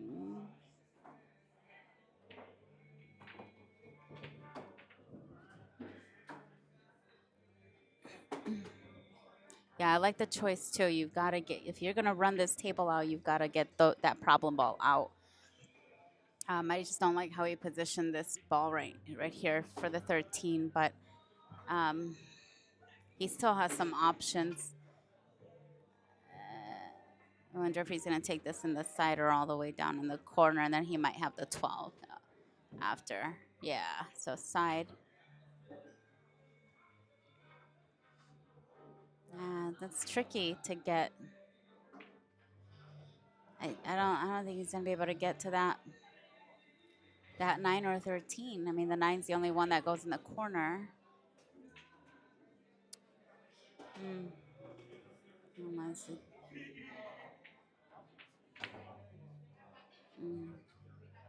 Ken, he stood up there. Actually, this worked out because it's gonna extend the game a little bit. So the 4 ball is now blocked.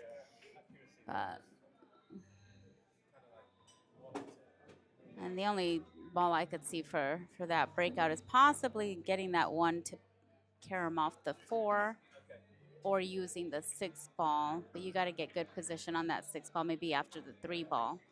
So I'd go 5, 3, roll up, and try to break that out with this, break that 4 out with the 6. But, you know, that's if you're trying to get out. And he should just be patient at this point and just play a safety game. Take control of the table. Yeah. Yeah, no, you definitely have to kind of force that one in there a little bit. So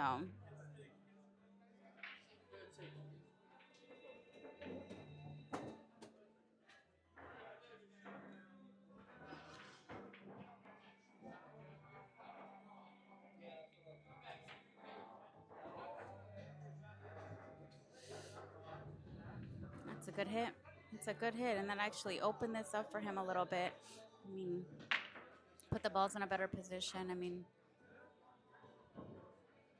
that 9's helpful if he was gonna try to break out that 4. What is it? That 14.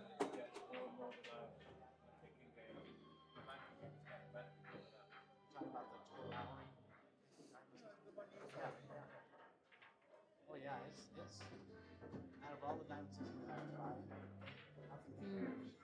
As far as I can tell. It's easy as long as you can do some math. It's easy. Like what kind of math? Like 1 + 1, or like? Yeah. 'Cause- Or what's half of 20? What's half oh, of okay, we 50? got Right? that. I Yeah, can do yeah. that. What diamond? What system is that? For Lowry, it's the zero X system. Okay, I'll have to look that up because I've tried learning the diamond system and I'm like counting with my fingers. I felt like the Donald Duck video. Did you ever see the Donald Duck diamond system video? Did you ever see that one? The Donald. Oh, it's. You can learn the system with Donald Duck, but it's still complicated for me. So I'll have to look up that system. Yeah, zero Yeah. X. It's called zero Zero X dime. Zero X ZEROX. ZERO X system for for for kicking. For kicking. Kicking. Yep. For banking. For yeah. Position. Yep. Yep. Ryan actually gave me all these videos. He's put them all on A hard drive. All right, let's see what Aaron's gonna do here with this 3 ball. I mean, what? Get the 2 afterwards, or he's gonna? Yeah, he's playing smart. He's not trying to break any of that out and position to break it out, but not really gonna have much unless you come down the rail and come back up for the 6 and hopefully get that position for a breakout on the 4. Or I would save behind that 4 ball. I'd kick at this right now and save behind that 4 ball if I really wanted to win this game. But that's just me. Oh, look at right here. Right here. Again, I would play safe on that rail. I'd kick the 4 from behind and snooker him right on it. Get ball in hand, and you've got an open 2 balls.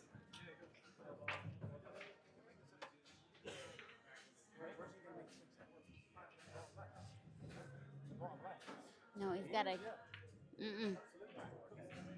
He's gonna call the 4 ball.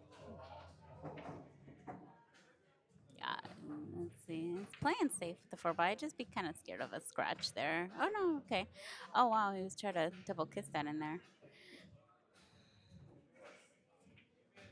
This actually is a good leave too because it doesn't leave Mike much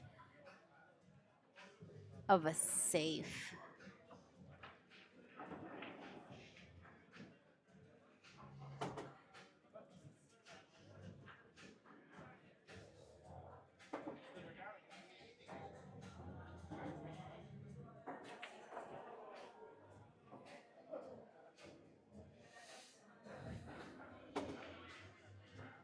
Yeah, was a nice try. That double kiss shot is definitely not in my wheelhouse. But it was a nice shot. If that drops, I mean, he would have been okay to cut the 6 in the corner past the 9 and possibly bump the 8 ball out. So, all right, so he called safe. So I believe with BCA 8 ball, then he's able to just relinquish the shot. So when we play 10 ball on the big tables, it's if you call safe and something gets pocketed, it's option. So I always get confused with the 2 because I don't, play 8 ball BCA often. So.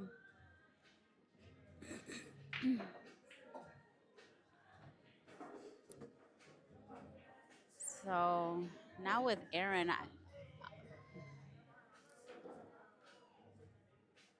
I'd probably try to cut this over just to try to block that 9, but that's pretty aggressive shot.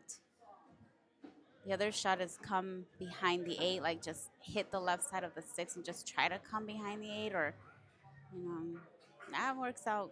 That works out too. That was my first option, but I was too nervous for that to leave the 9 ball, leave a cut on the 9 ball. But from his perspective, it was probably easier to control. Hitting it pretty full on and controlling both balls. So Mike should be out here. Oh! Well, not my night. It's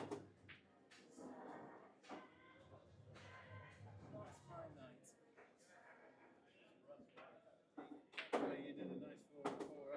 going to go forward with left-hand English, take it in this side closest to him.